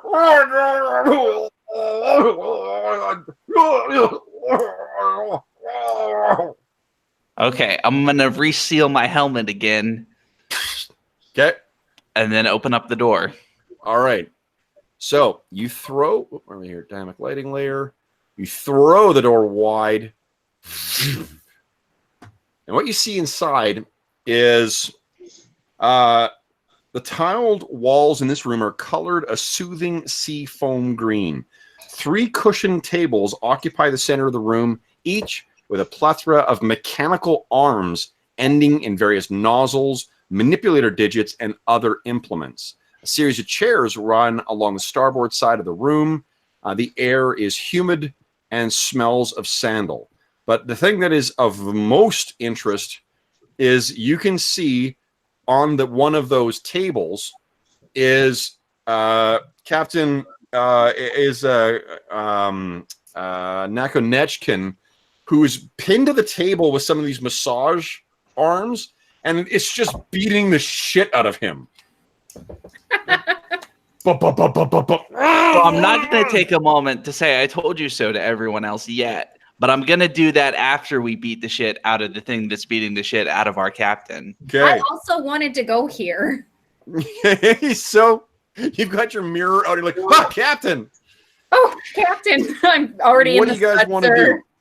I'm going to have these things. This is a trap, so these things will go afterwards. Nako, you're running in there? I'm going to, try to smash through the arms with my Doshko. Okay, so as you're running in there, though, there's these, arms that try and grab you. Would you kindly give me a... Oh, they get to make an attack against you. Oh, boy. Oh, fuck, I rolled a 16. So 31. You're sort of like, I'll get you, Cap. Whoa! And it picks you up by the back, boom, puts you down on the massage table and starts boom, boom, boom, boom, boom, boom, boom, boom, boom, beating on you. You take 6 points of damage. So, Gaz, you see this happen. Like, what the hell? Captain, help! That's the advanced treatment. What are you doing, Gaz? You're next in the room there. I am going to try to assist Nako there, and I am going to... Are their arms coming up from the wall there? Or? Yeah. I should have loaded this image in there, but you can kind of... This is an accurate reflector of what's going on right now. It's you too. It's Nako. That's perfect. I'm going to actually use my baton and try to whack them. Okay, you're like, no! Well, Okay. I figure I'm not a good enough shot to try to shoot them, so... Okay. So let's do... Give me a... Let's see here. Yeah, just go ahead and make an attack roll. And... Oh. Okay. Very helpful. I'm so Poing, sorry. poing, poing, poing, It's poing. against You're hitting my this thing. nature to attack the spa. Like, this is not meant to be. Yeah. So this is just so you guys can like to see behind the screen here, as it were. Then these things are, it's effectively a trap. So like Quonks, you think that you might be able to use some skills to potentially disable this thing. Perhaps Zesco, were you planning on running in there? I think Dekoyo is the next one in line. Dekoyo, what do you want to do? Yeah, he's going in there. Okay, where are you going? Like over here.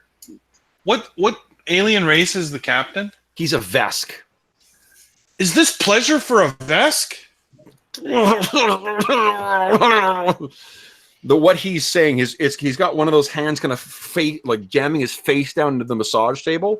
Yeah. But the like swelling and you know whatever like bruising on his face suggests that he doesn't seem to be enjoying this all that much. All right, Decoyle helps, and he'll smash it with his. Does he say Decoyle helps? Yeah. That's the greatest battle cry. Oh god. Okay, that hits, but bang! This thing is pretty fucking hard. So it doesn't really like you have not done enough damage to be able to get through this thing's structure. All right, so next in line is I guess either Zesco or Quonks. I'm going to try and hack in and turn the damn thing off. Okay. Because, yeah, we don't have to smash everything, you guys. So when you say I don't have any skills in computers. what do you mean when you say hacking in? What do you mean by that? Go to the nearest terminal or use my remote terminal that I, spliced in earlier and try to... Well, remember, like you got booted out by that thing, and you've not tried to access. You weren't able to access that one, and you haven't tried again since. Then this is trying to access them now? What's it? So okay, so you're gonna try, and again, like you're completely locked out. they've just shut down all terminal access. It seems that this thing's, oh boy, oh no. There's no computer. So you get over there and you're suddenly plunked up. Whoa! Boom! And you're down on the massage table too. Whoa! Hey, Bee-boop, help me! You're taking 3 points of damage. Yikes! All right. And Beep Boop drifts in here. And why don't you give me a D20 roll. Let's see here. That hits. Give me a 1d4 plus 1.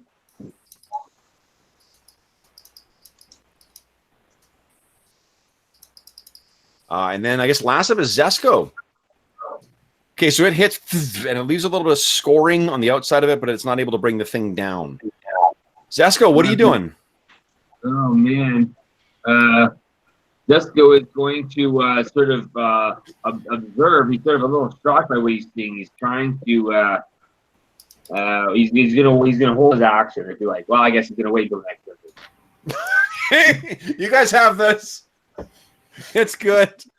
So I guess You're fine. You're totally fine. All right, Nako. Now what you can do is you can make a fort save. It's a acrobatics check to try and get out of here. An acrobatics check. Yeah. My acrobatics is not great. Is there anything else I can do? Not really. You are grappled right now. Can I grapple back? No, you can't. I can't put the robot into a submission hold or something? That would be pretty cool. No, you absolutely cannot. I cannot. Okay. Well, then I guess I'm... Let's see here. Yeah, really, like the only thing you can effectively do is try and escape, I guess. Okay. Well, then I will try to escape. Okay. Oh, good enough. Okay, you're out. What does it look like as you slip out of these things? Oh, well, I think, it's sort of like it's designed to look really like, intense martial arts, but it's really just like all 6 arms waving at once, trying to hold off everything. And then one of them is knocked sort of the wrong way and goes sliding off the table. And I did it. Nice. So you are free. All right. So then I think next was Gaz, wasn't it? Yes.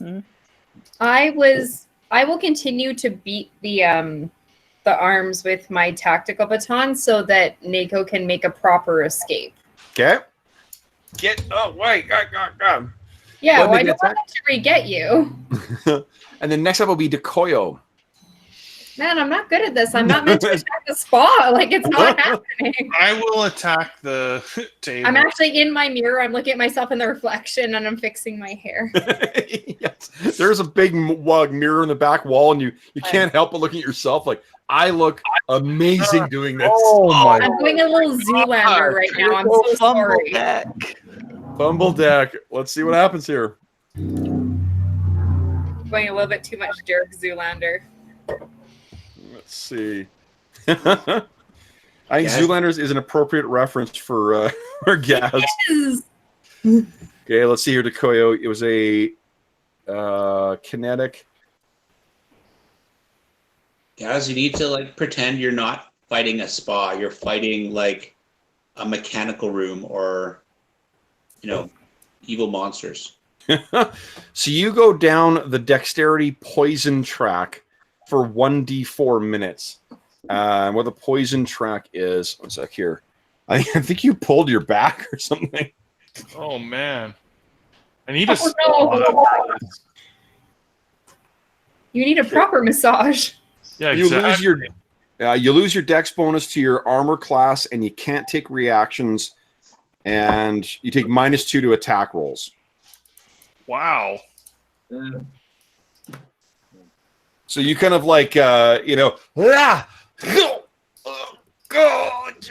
and stagger back, grasping your back. All right, so that was Dekoyo. I think next is Quonks. Quonks, would you give me an acrobatics check, please?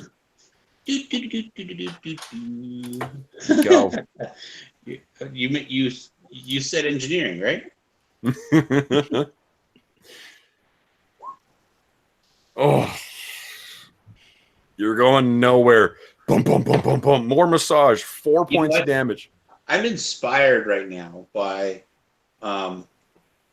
just the fact that we've made it this far and we've got a chance to rescue the captain. And is there some way that I could maybe re-roll that? Well, it's interesting you asked that. Aren't you sitting on 1 Nova point? I think I am. Can I try to re-roll my No, that's an acrobatics? auto success with a save. Oh, look at that. Yeah, so you slip out of there. Wow, and you get down. Okay. Then I guess next up would be Zesco. All right. Big Daddy Z, what are you doing? Zesco's gonna make a move. He's gonna is there some way he could somehow hack the computer? He's got to create a computer for it. I don't think. I mean, you don't have a hacking kit, so you can take a penalty to it. Actually, I don't think you can even. No, it's just a -2. Well, you can try and look, but I mentioned to Dave, like the AI that's in control here, M2 has locked out all the terminals now. So you get the bridge. What's that, sorry, Dave? We need to get somewhere where like M2 actually is in order to stop it. But you know what, guys? It's not what I think the line you're on is not necessarily a bad idea. What else could you do?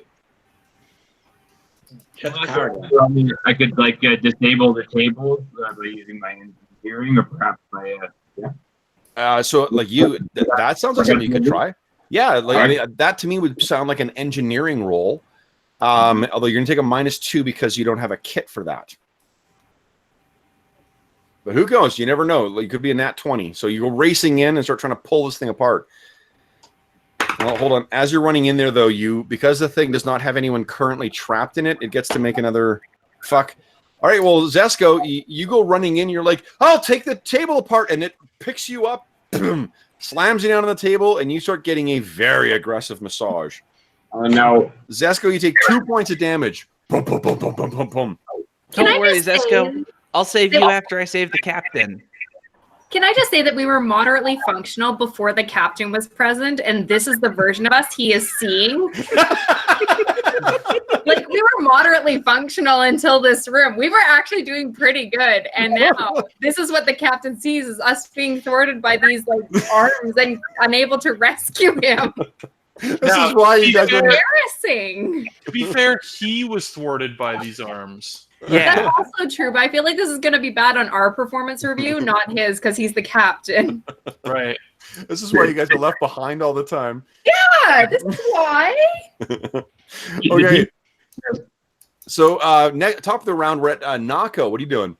All right. Dashko smashing into some robot table things on the captain. I'm not going to save Zesco until next turn. Keystone Caravers. Well played, Steve. Okay. Here we go. Nope. Okay, actually that, even with the DR, that is enough to destroy one of them. So you zorch off the arms of this thing and you free Zesco. One of these. Well, no. I'm freeing the captain. I'm not freeing Zesco. Okay, so the captain is freed. Yeah. But he's not moving. Okay, well, I'll free Zesco next. Okay. All right, so then next up is Gaz. What are you doing? I am going... Does anybody look really, really damaged in our group? I think Quonks is down to half his stamina. Nako's a little low, but I'll be okay. I'm not going to let him get me again. Famous last words. The spa is deadly. I don't want to try to use my baton again because that's just not been going well for me, and I'm getting embarrassed. So I'm going to. I have a skill called Get 'em, and it gives my allies a +1 morale bonus. So let's see. Get 'em. Yeah, nope. Get him. Okay. Choose one enemy within 60 feet. So which enemy is everyone going to get bonuses to hit? The arms. On this table here or this table over here?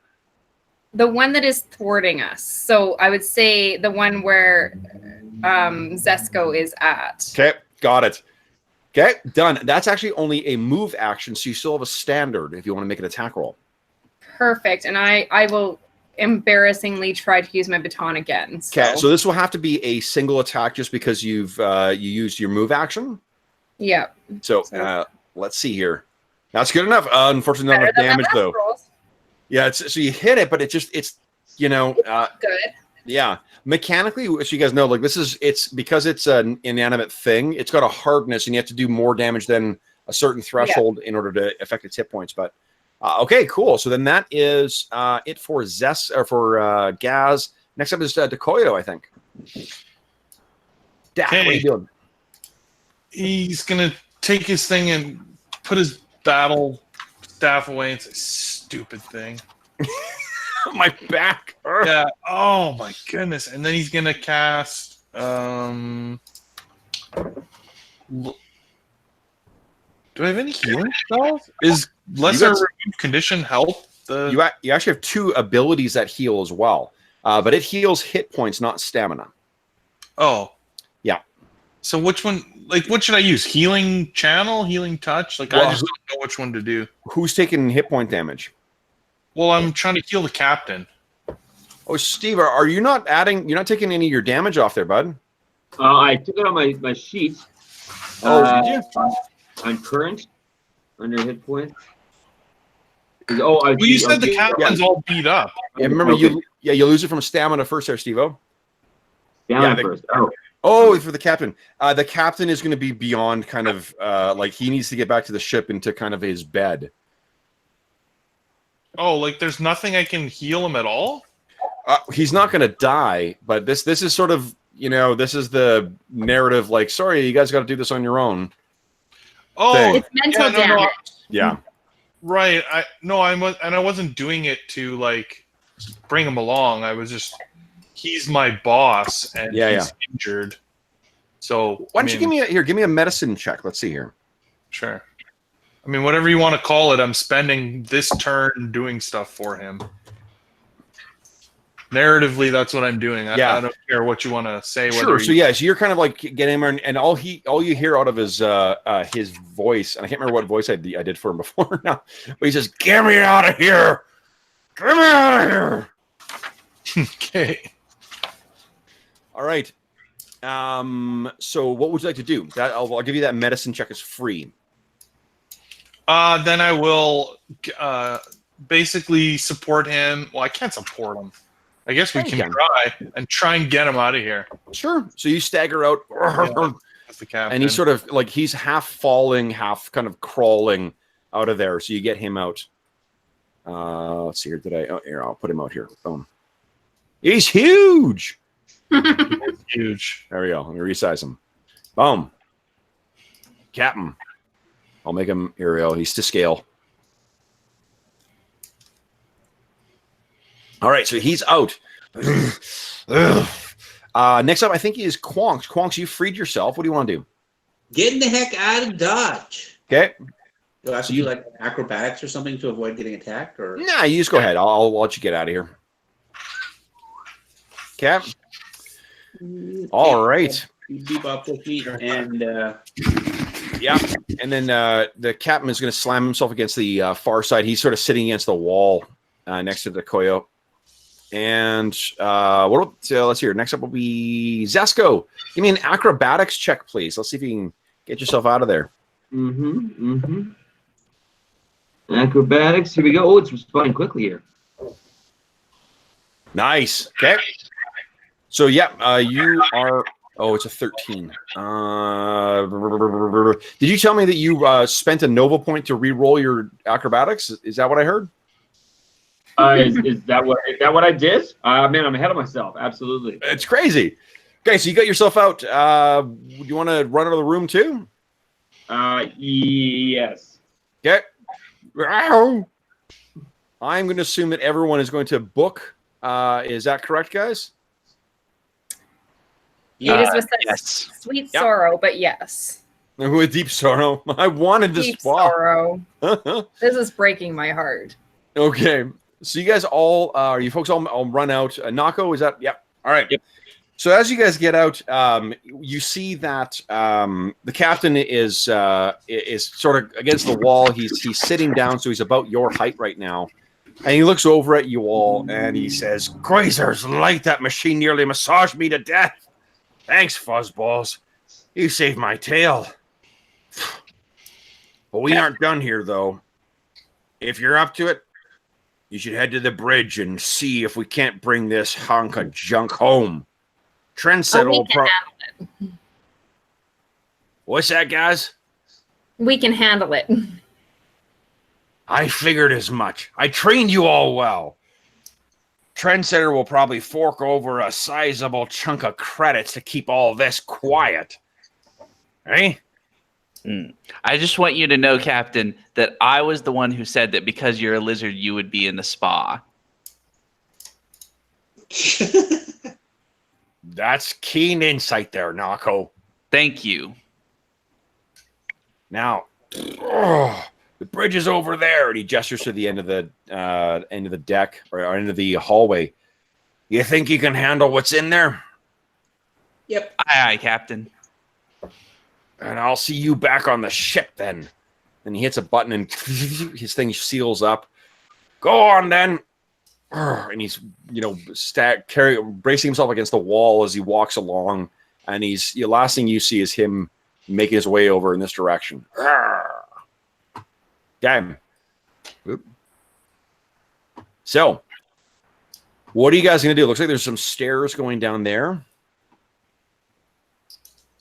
What could be possibly worse than the stairs? I mean, or than the threat of the spa. Now, how's everyone doing for stamina? You guys need to take a 10-minute break to spend a resolve point, or are you guys good to go? I didn't want to lose face in front of the captain, but yes, 10 minutes would be great.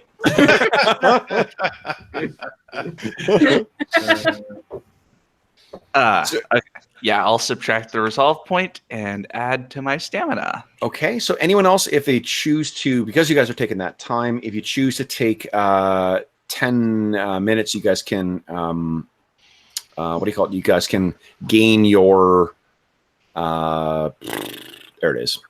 You can gain your, or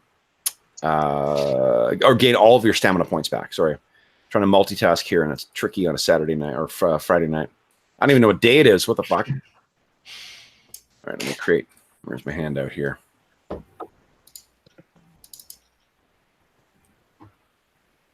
That's a great feature. The stamina first. Yeah, it's cool. So like it allows you to have some really like crazy, gunslinging action, but it allow you're not like you're not subject to the attrition that you are in some other games. Mm. And as you get higher level too, you get more abilities that are potentially like drawing on your resolve points. So it does have a fun kind of resource management aspect to it too. So you may notice here, Leslie, in the stream, I just created a quick handout by flipping through my images I loaded before, dragged one into this new handout, and I got it ready to show what's in there. Perfect. Mm-hmm. That's easy. Yeah, it's really like, especially if you did, with Google image search and the massive amount of at first I was really like, oh, I'm going to fill up my memory and whatnot too quick, but I've got an insane amount of games active here with tons and tons of images, and I have yet to even get close to filling up my available memory. So, who's opening the door? Not me. I'm pretty sure it's my job. Nako, nice. All right, guys. Oh, does my back problem go away after rest or no? Oh yeah, absolutely. Okay. Yeah. Oh, you know what? Another neat thing about these character sheets, guys, is you can actually add those, like when you get certain conditions like blinded or whatever else, or grappled, you can actually go to the conditions tab, click on it, and it'll apply it automatically. Yeah. The D&D sheet is like that as well, too. You got some pretty easy Pretty easy. Like it does all the automation for you, or it automates the stuff for you. I'm just fucking throwing out words and hoping they're sentences right now. Okay, are you guys ready to open the door? Yes. Now, Let's do it. I want to be sure that you guys committed to opening this door. It was fully your idea, and the consequences thereof rest upon your tiny, furry 6 sets of shoulders. Actually, 3 sets of shoulders, I suppose. Here we go. 1, 2, 3. So what spins around as that door slides open, guys, is this.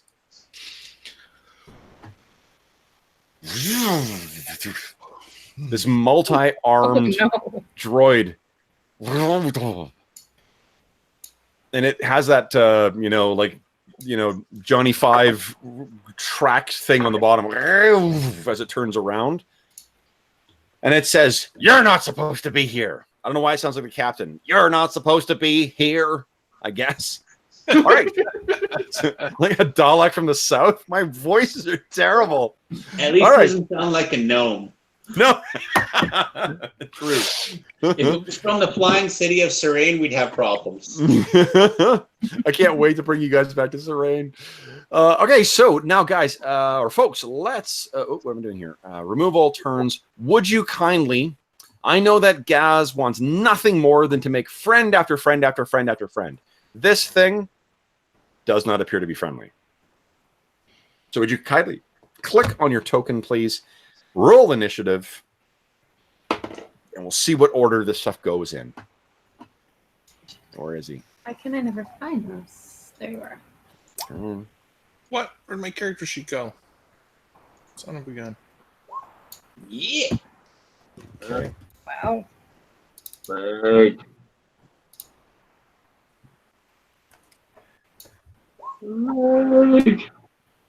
Holy crow! A second one. Oh man. Oh, no. Decoyo. Me and roll 20. Okay, let's see. Who are we missing here? No black. Oh, did you click on your token first there, Steve-O? I don't think so. I'll add yourself in here. Hold on. I got you. I got your back here. All right, let me put this in descending order. Boom. And what I'm going to do, guys, is because this is our final encounter of the evening. I see we're pushing up against our quit time here. Let me do this here. Boom.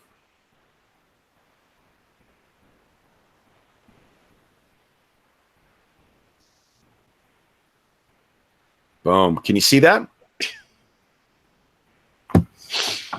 Yes. Turns around. All right, guys. First up is Quonks. What are you doing, Quonks? Dave? Going to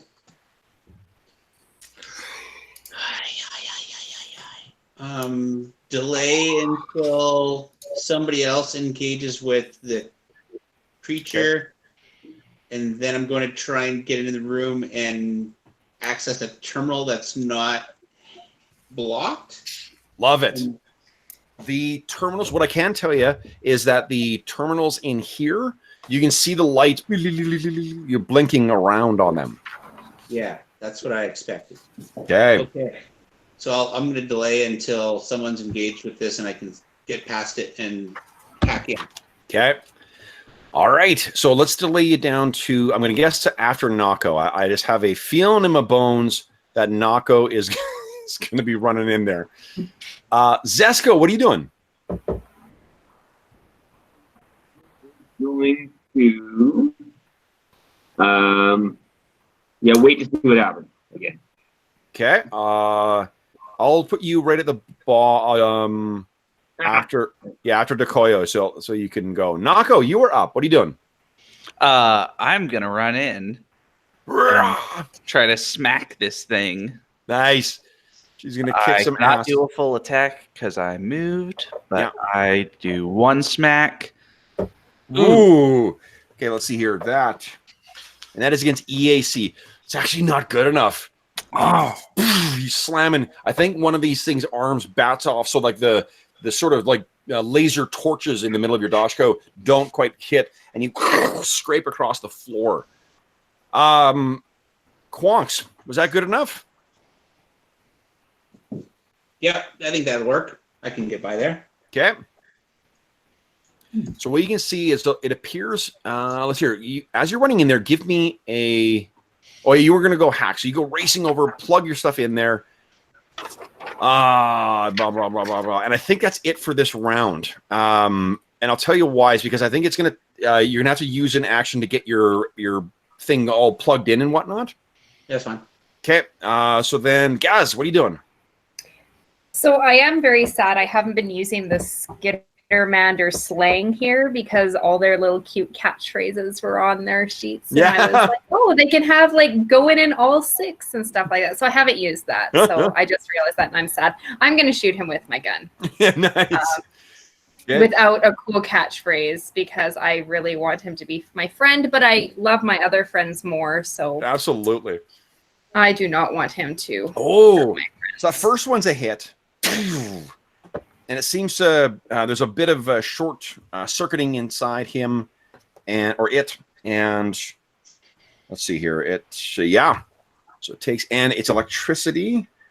Robots do not like electricity. No, they most assuredly don't. So it actually takes 7 points of damage from electricity.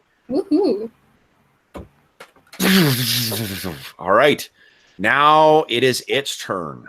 All right, and what it first does is you can see there's the voice says, no, you must go relax, and there's this electricity that pulses across its superstructure, and then it arcs out, and it hits, I guess, Nako and Quonks.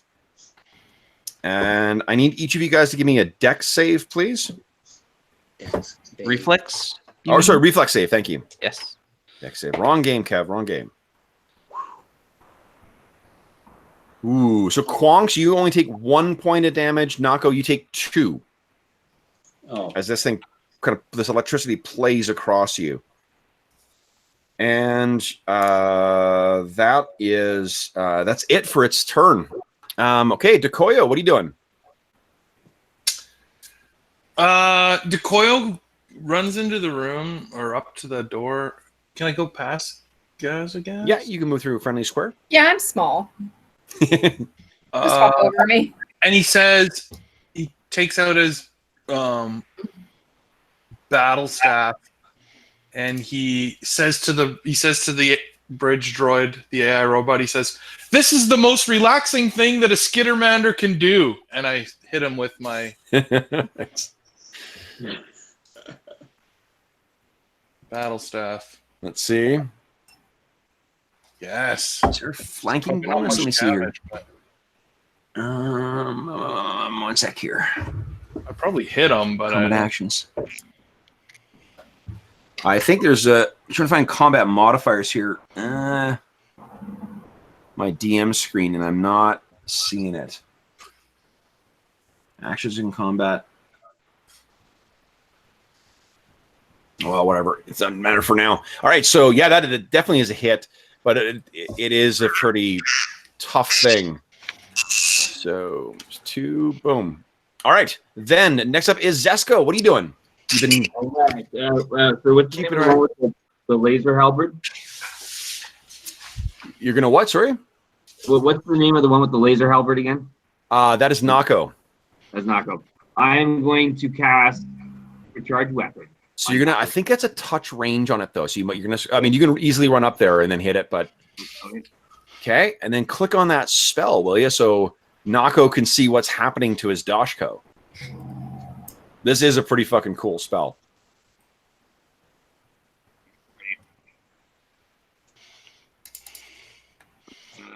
Here we go. And okay. It may or may not do it. All right, here we go. Boom.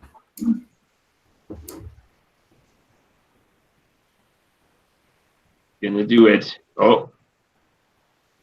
Is it coming? It's there we go. So we're the first one here. So you supercharge your weapon. So if it hits on the next attack with a single attack, does 13 points of damage. Ooh.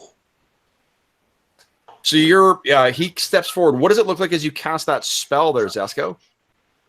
Again, it's sort of summoning up sort of like these waves of energy, and then like sort of plugging them into the staff, and the staff are sort of vibrating with it. Sort of. So those, where your little like laser torches are in the end there, Nako? They look like fucking jet engines at this point. Yeah. So all right. Then it is. I think that was it for Zesco. Speaking of Nako, what are you doing? So I am going to. Can I do a 5-foot step around? Sure. Like that? Yeah. Okay. So I'm just making sure that we're flanking this thing. And then I am going to not make a full attack because I want to make sure. Well, also because that's what's called a guarded step, and that's a move action. So you need to do a standard action now. Okay, standard action. I was gonna say I definitely want to make sure that I hit, so I'm not gonna do a full attack because that has the penalty to hit. Yeah. Here it comes, and I'll give you +2 to hit as well. Oh! Did you do 24 points of damage? 23. 23. Oh my god. Okay, so you slam into this thing. What does it look like? You're taking like huge chunks off this thing. Well, I think I sort of smack down against it and then almost just hold it there as a second surge comes through the energy beams. There's melting, like molten metal that's falling away from this thing, and it's saying, "No, must relax, must relax." Excuse me, that's terrible. My throat. All right.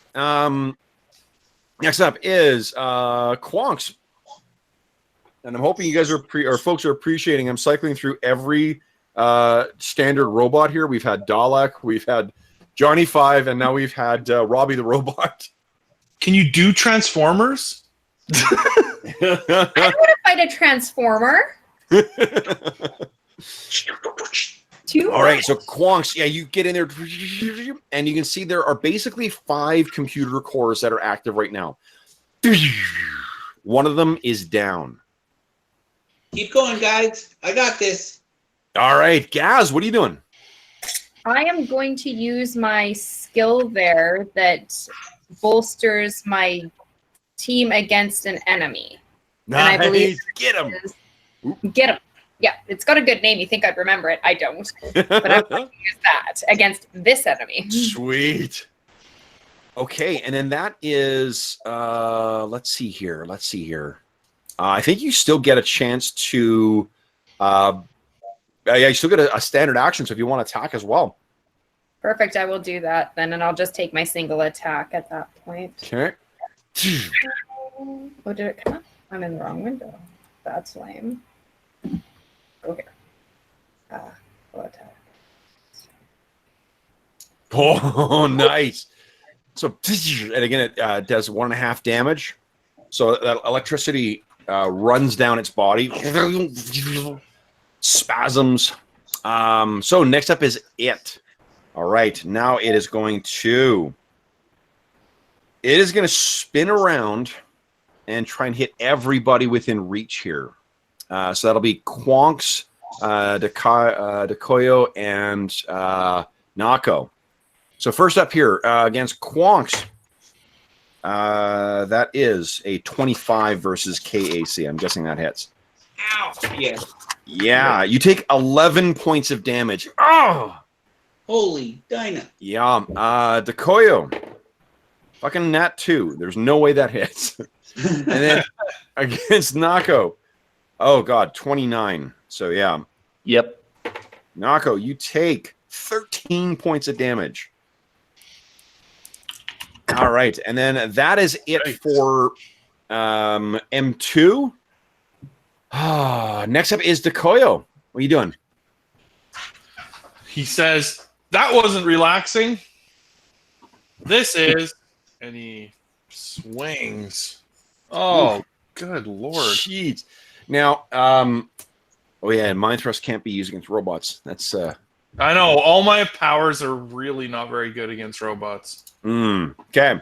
So you, that does not even, you like can feel, like when you hit your, a bat against something metal that rings up your arms. Yeah. You can see like his hands shake and he like grabs it with his two lower hands and takes those hands off and he's shaking them out. That's great. Zasco, what are you doing? Zisco is going to shoot his pistol thing with the needle gun. Needle gun. Okay. Here we go. All right. It's coming. Here we go. Comes. And then Nako, you'll be up next. How does grappling work in this system? It is not going to be great for you. Not going to be great? Okay. No, you're I'm just small. wondering if it's like, well, just because I remember specifically that in Ash you can like just finish off somebody after you grapple them, but I'm wondering. No, that's absolutely not how. No, not in this. Okay, well then. Okay, that hits. So you do some damage there, Steve-O. Right. Okay. No, unfortunately, the this one of the problems with the system is that the or not problems, but like one of the ways it does not excel is its rules for combat maneuvers, like grappling or disarming and stuff like that, are insanely hard. It's like 8. You get a +8 to the AC defense. Oh, okay. Well, then, that's not because I was gonna say I have a high strength and I have this Skittermander bonus to grapple. Oh, for the grapple, yeah. So the let me see here. What's the CMD for these things? Yeah, I think it's like a 28 is your target number. Oh, yeah. So not worth it. No, all right. Yeah. I will just do full attack with my Dashko. Okay. I'm trying to adapt dungeon grappling to Starfinder as well too, but I'm not sure it's thematically appropriate for. Oh, that's not great. Nope. Okay, so you swing at it. Unfortunately, it's not able to connect. So that was Nako. Quonks. We go. Oh. Ooh. That I think actually because it's computers you're using, I think that's actually good enough. Yeah, 13 on the nose. Last success. What's that? Advantage carried over from my last success. No, unfortunately. So yeah, but you do succeed. So you, 2 nodes down. All right, Gaz, what are you doing? How is Nako doing there? You're kind of covered in shadow with your. Yeah, I have 3 stamina points left. Okay. Let's give you some stamina. Let's do my skill. Okay. And be a good team player. I'm de-staminaed as well, if that's useful. Oh, but you're both front. Okay, which one of you has less stamina? Nako first. He's fighting. Yeah, but you might shut it down. Well, you can do 1 this turn, 1 the next turn, right? Yeah, we can do 1 and 1. I'll do Nako first, and then Quonks the next round.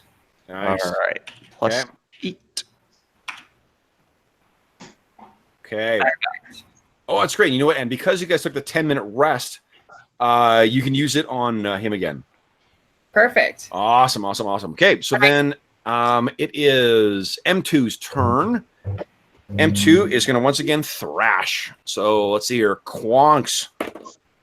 15 versus KAC. Yeah, unless someone is going to intervene. You take 11 points of damage there, Quonks. Ow. Wham. Against Dekoyo. Nope, that's a 14 KAC. Does that hit you, Dekoyo? That's exactly my case. Oh, no. Dekoyo, you take 10 points of damage. Oh, God. And then Nako. 19 KAC. Yep. You take 12 points of damage. Well, it was a good thing I got healed up. Yeah. Yeah. All right. And then it is Dekoyo. Speaking of Dekoyo, what are you doing? He's going to look at the robot and he's going to say, "What are you not understanding? This is not relaxing for us." I think it's broken. I know, but Decoyo's still yelling at it. You know what you could do is, Go do you want Decoyo. to take the full turn to do a diplomacy check? Sure. Okay. I mean, it is a broken AI. It might. Yeah. Who knows? Reason with Skynet. 14. That's not going to be good enough. But do you have a what do you call it? You have a Nova point left, don't you? I do have a Nova point. You want to re-roll? Let's try again. Go. Whoa! Oh, Nice. So tell you what. Why don't you give me a? What's your charisma bonus? 1. 1. Okay. So why don't you give me a 1d8 plus 1 roll?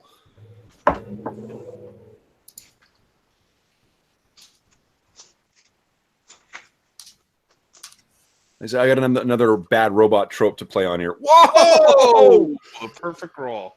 Okay, so you say that, and then what you hear the voice say is, "No, but must relax, and you're not relaxing. Must relax, and you're not relaxing. Must relax." And there's sparks flying out of this thing as it's like, 60s Star Trek processors are malfunctioning. Yeah. You're relaxed, and I must relax, but you're not relaxed. Nice. So you seem to have an opening here. Zesko, what are you doing? Okay. Okay. I was thinking of trying transfer charge, but it's too tricky. Can't do that. No, and that's more of a utility thing to like charge up guns if you're out of ammo. Here we go. Oh yeah. Okay. Boom. Ooh. So unfortunately that dart ricochets off of this thing's heavy armor. Nako. All right, What are you let's doing? smack this thing. And this thing's it's so trashed right now too. Like it's the like pivot point on its torso is kind of barely hanging on. It's wobbling back and forth like a half inflated what do you call it, like Noodle Man. Can I spend a Nova point to reroll one of those? You can go ahead and reroll one of them. Excellent. Just click on it again. We'll use the top one. Yeah. There 19. we go. Okay, so what does it look like as you destroy this thing?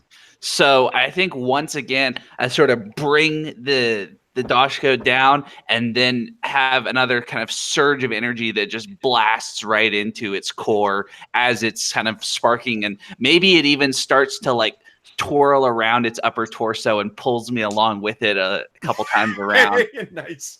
So as this thing falls down, it's saying, "No, relaxing. You're relaxing. Have a nice trip." And it sort of deactivates.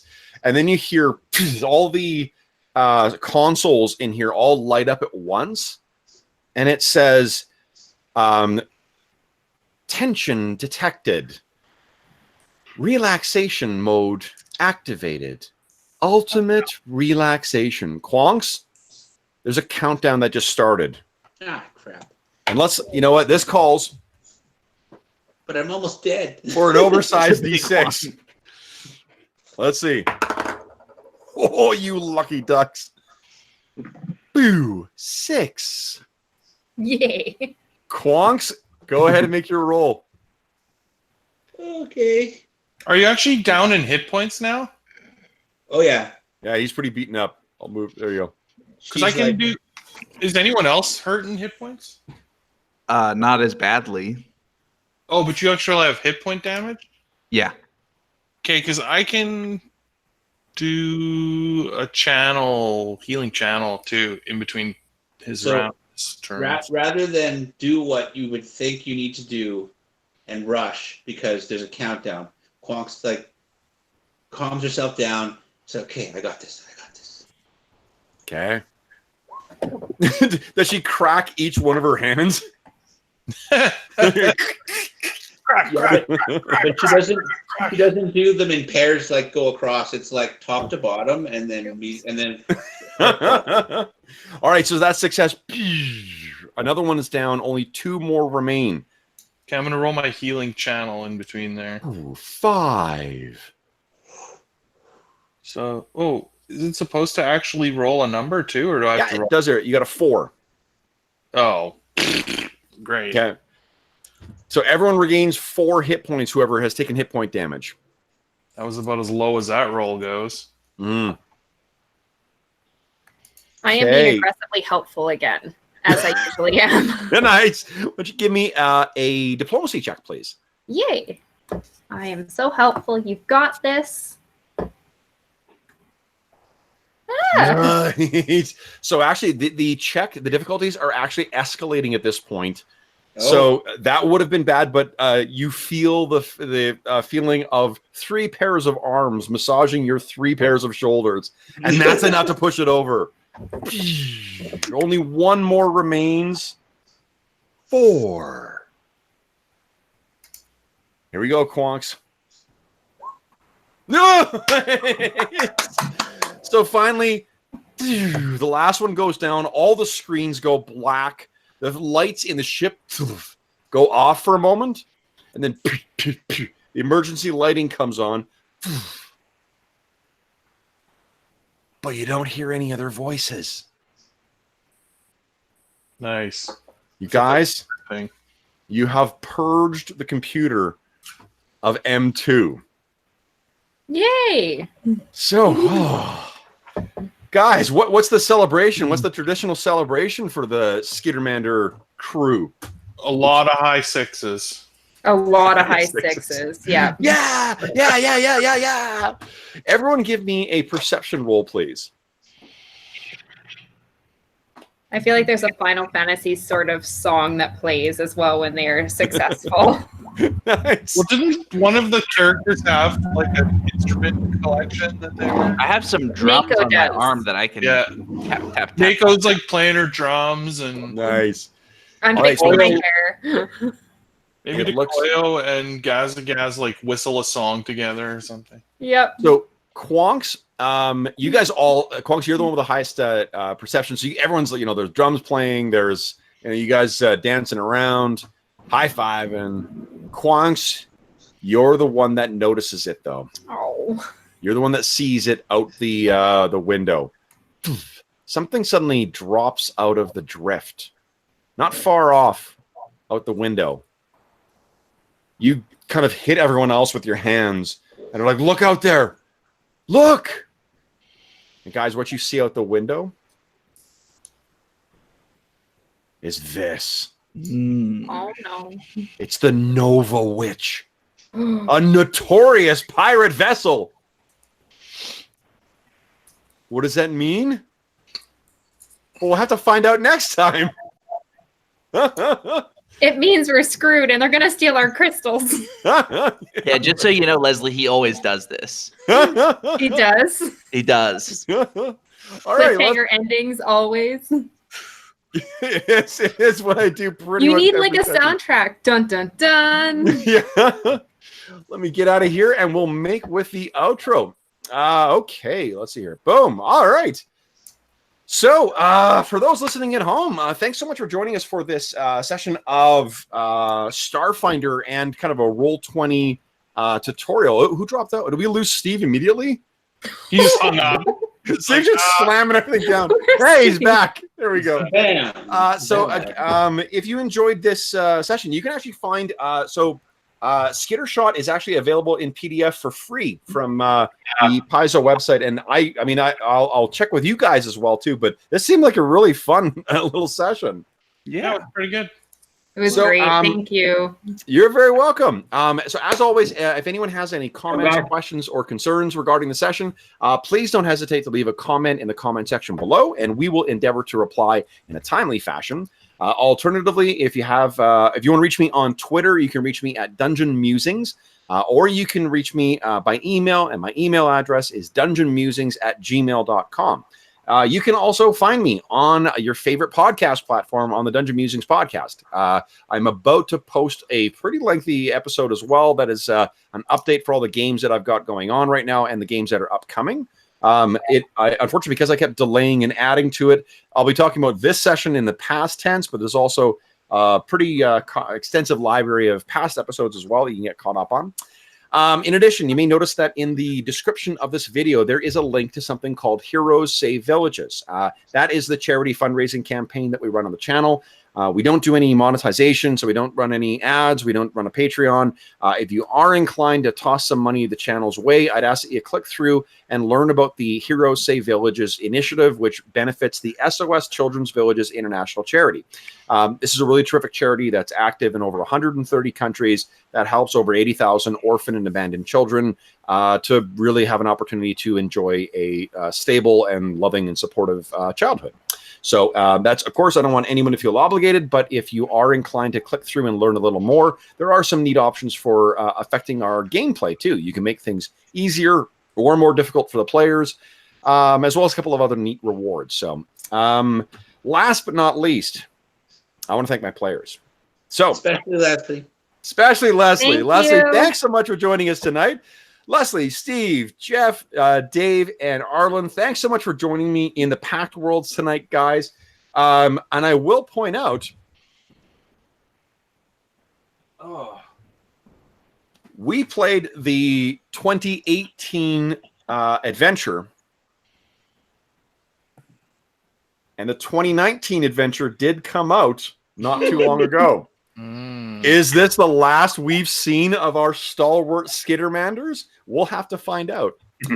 But until next time, for those listening at home, thank you again for joining us for this episode. And until next time, happy gaming.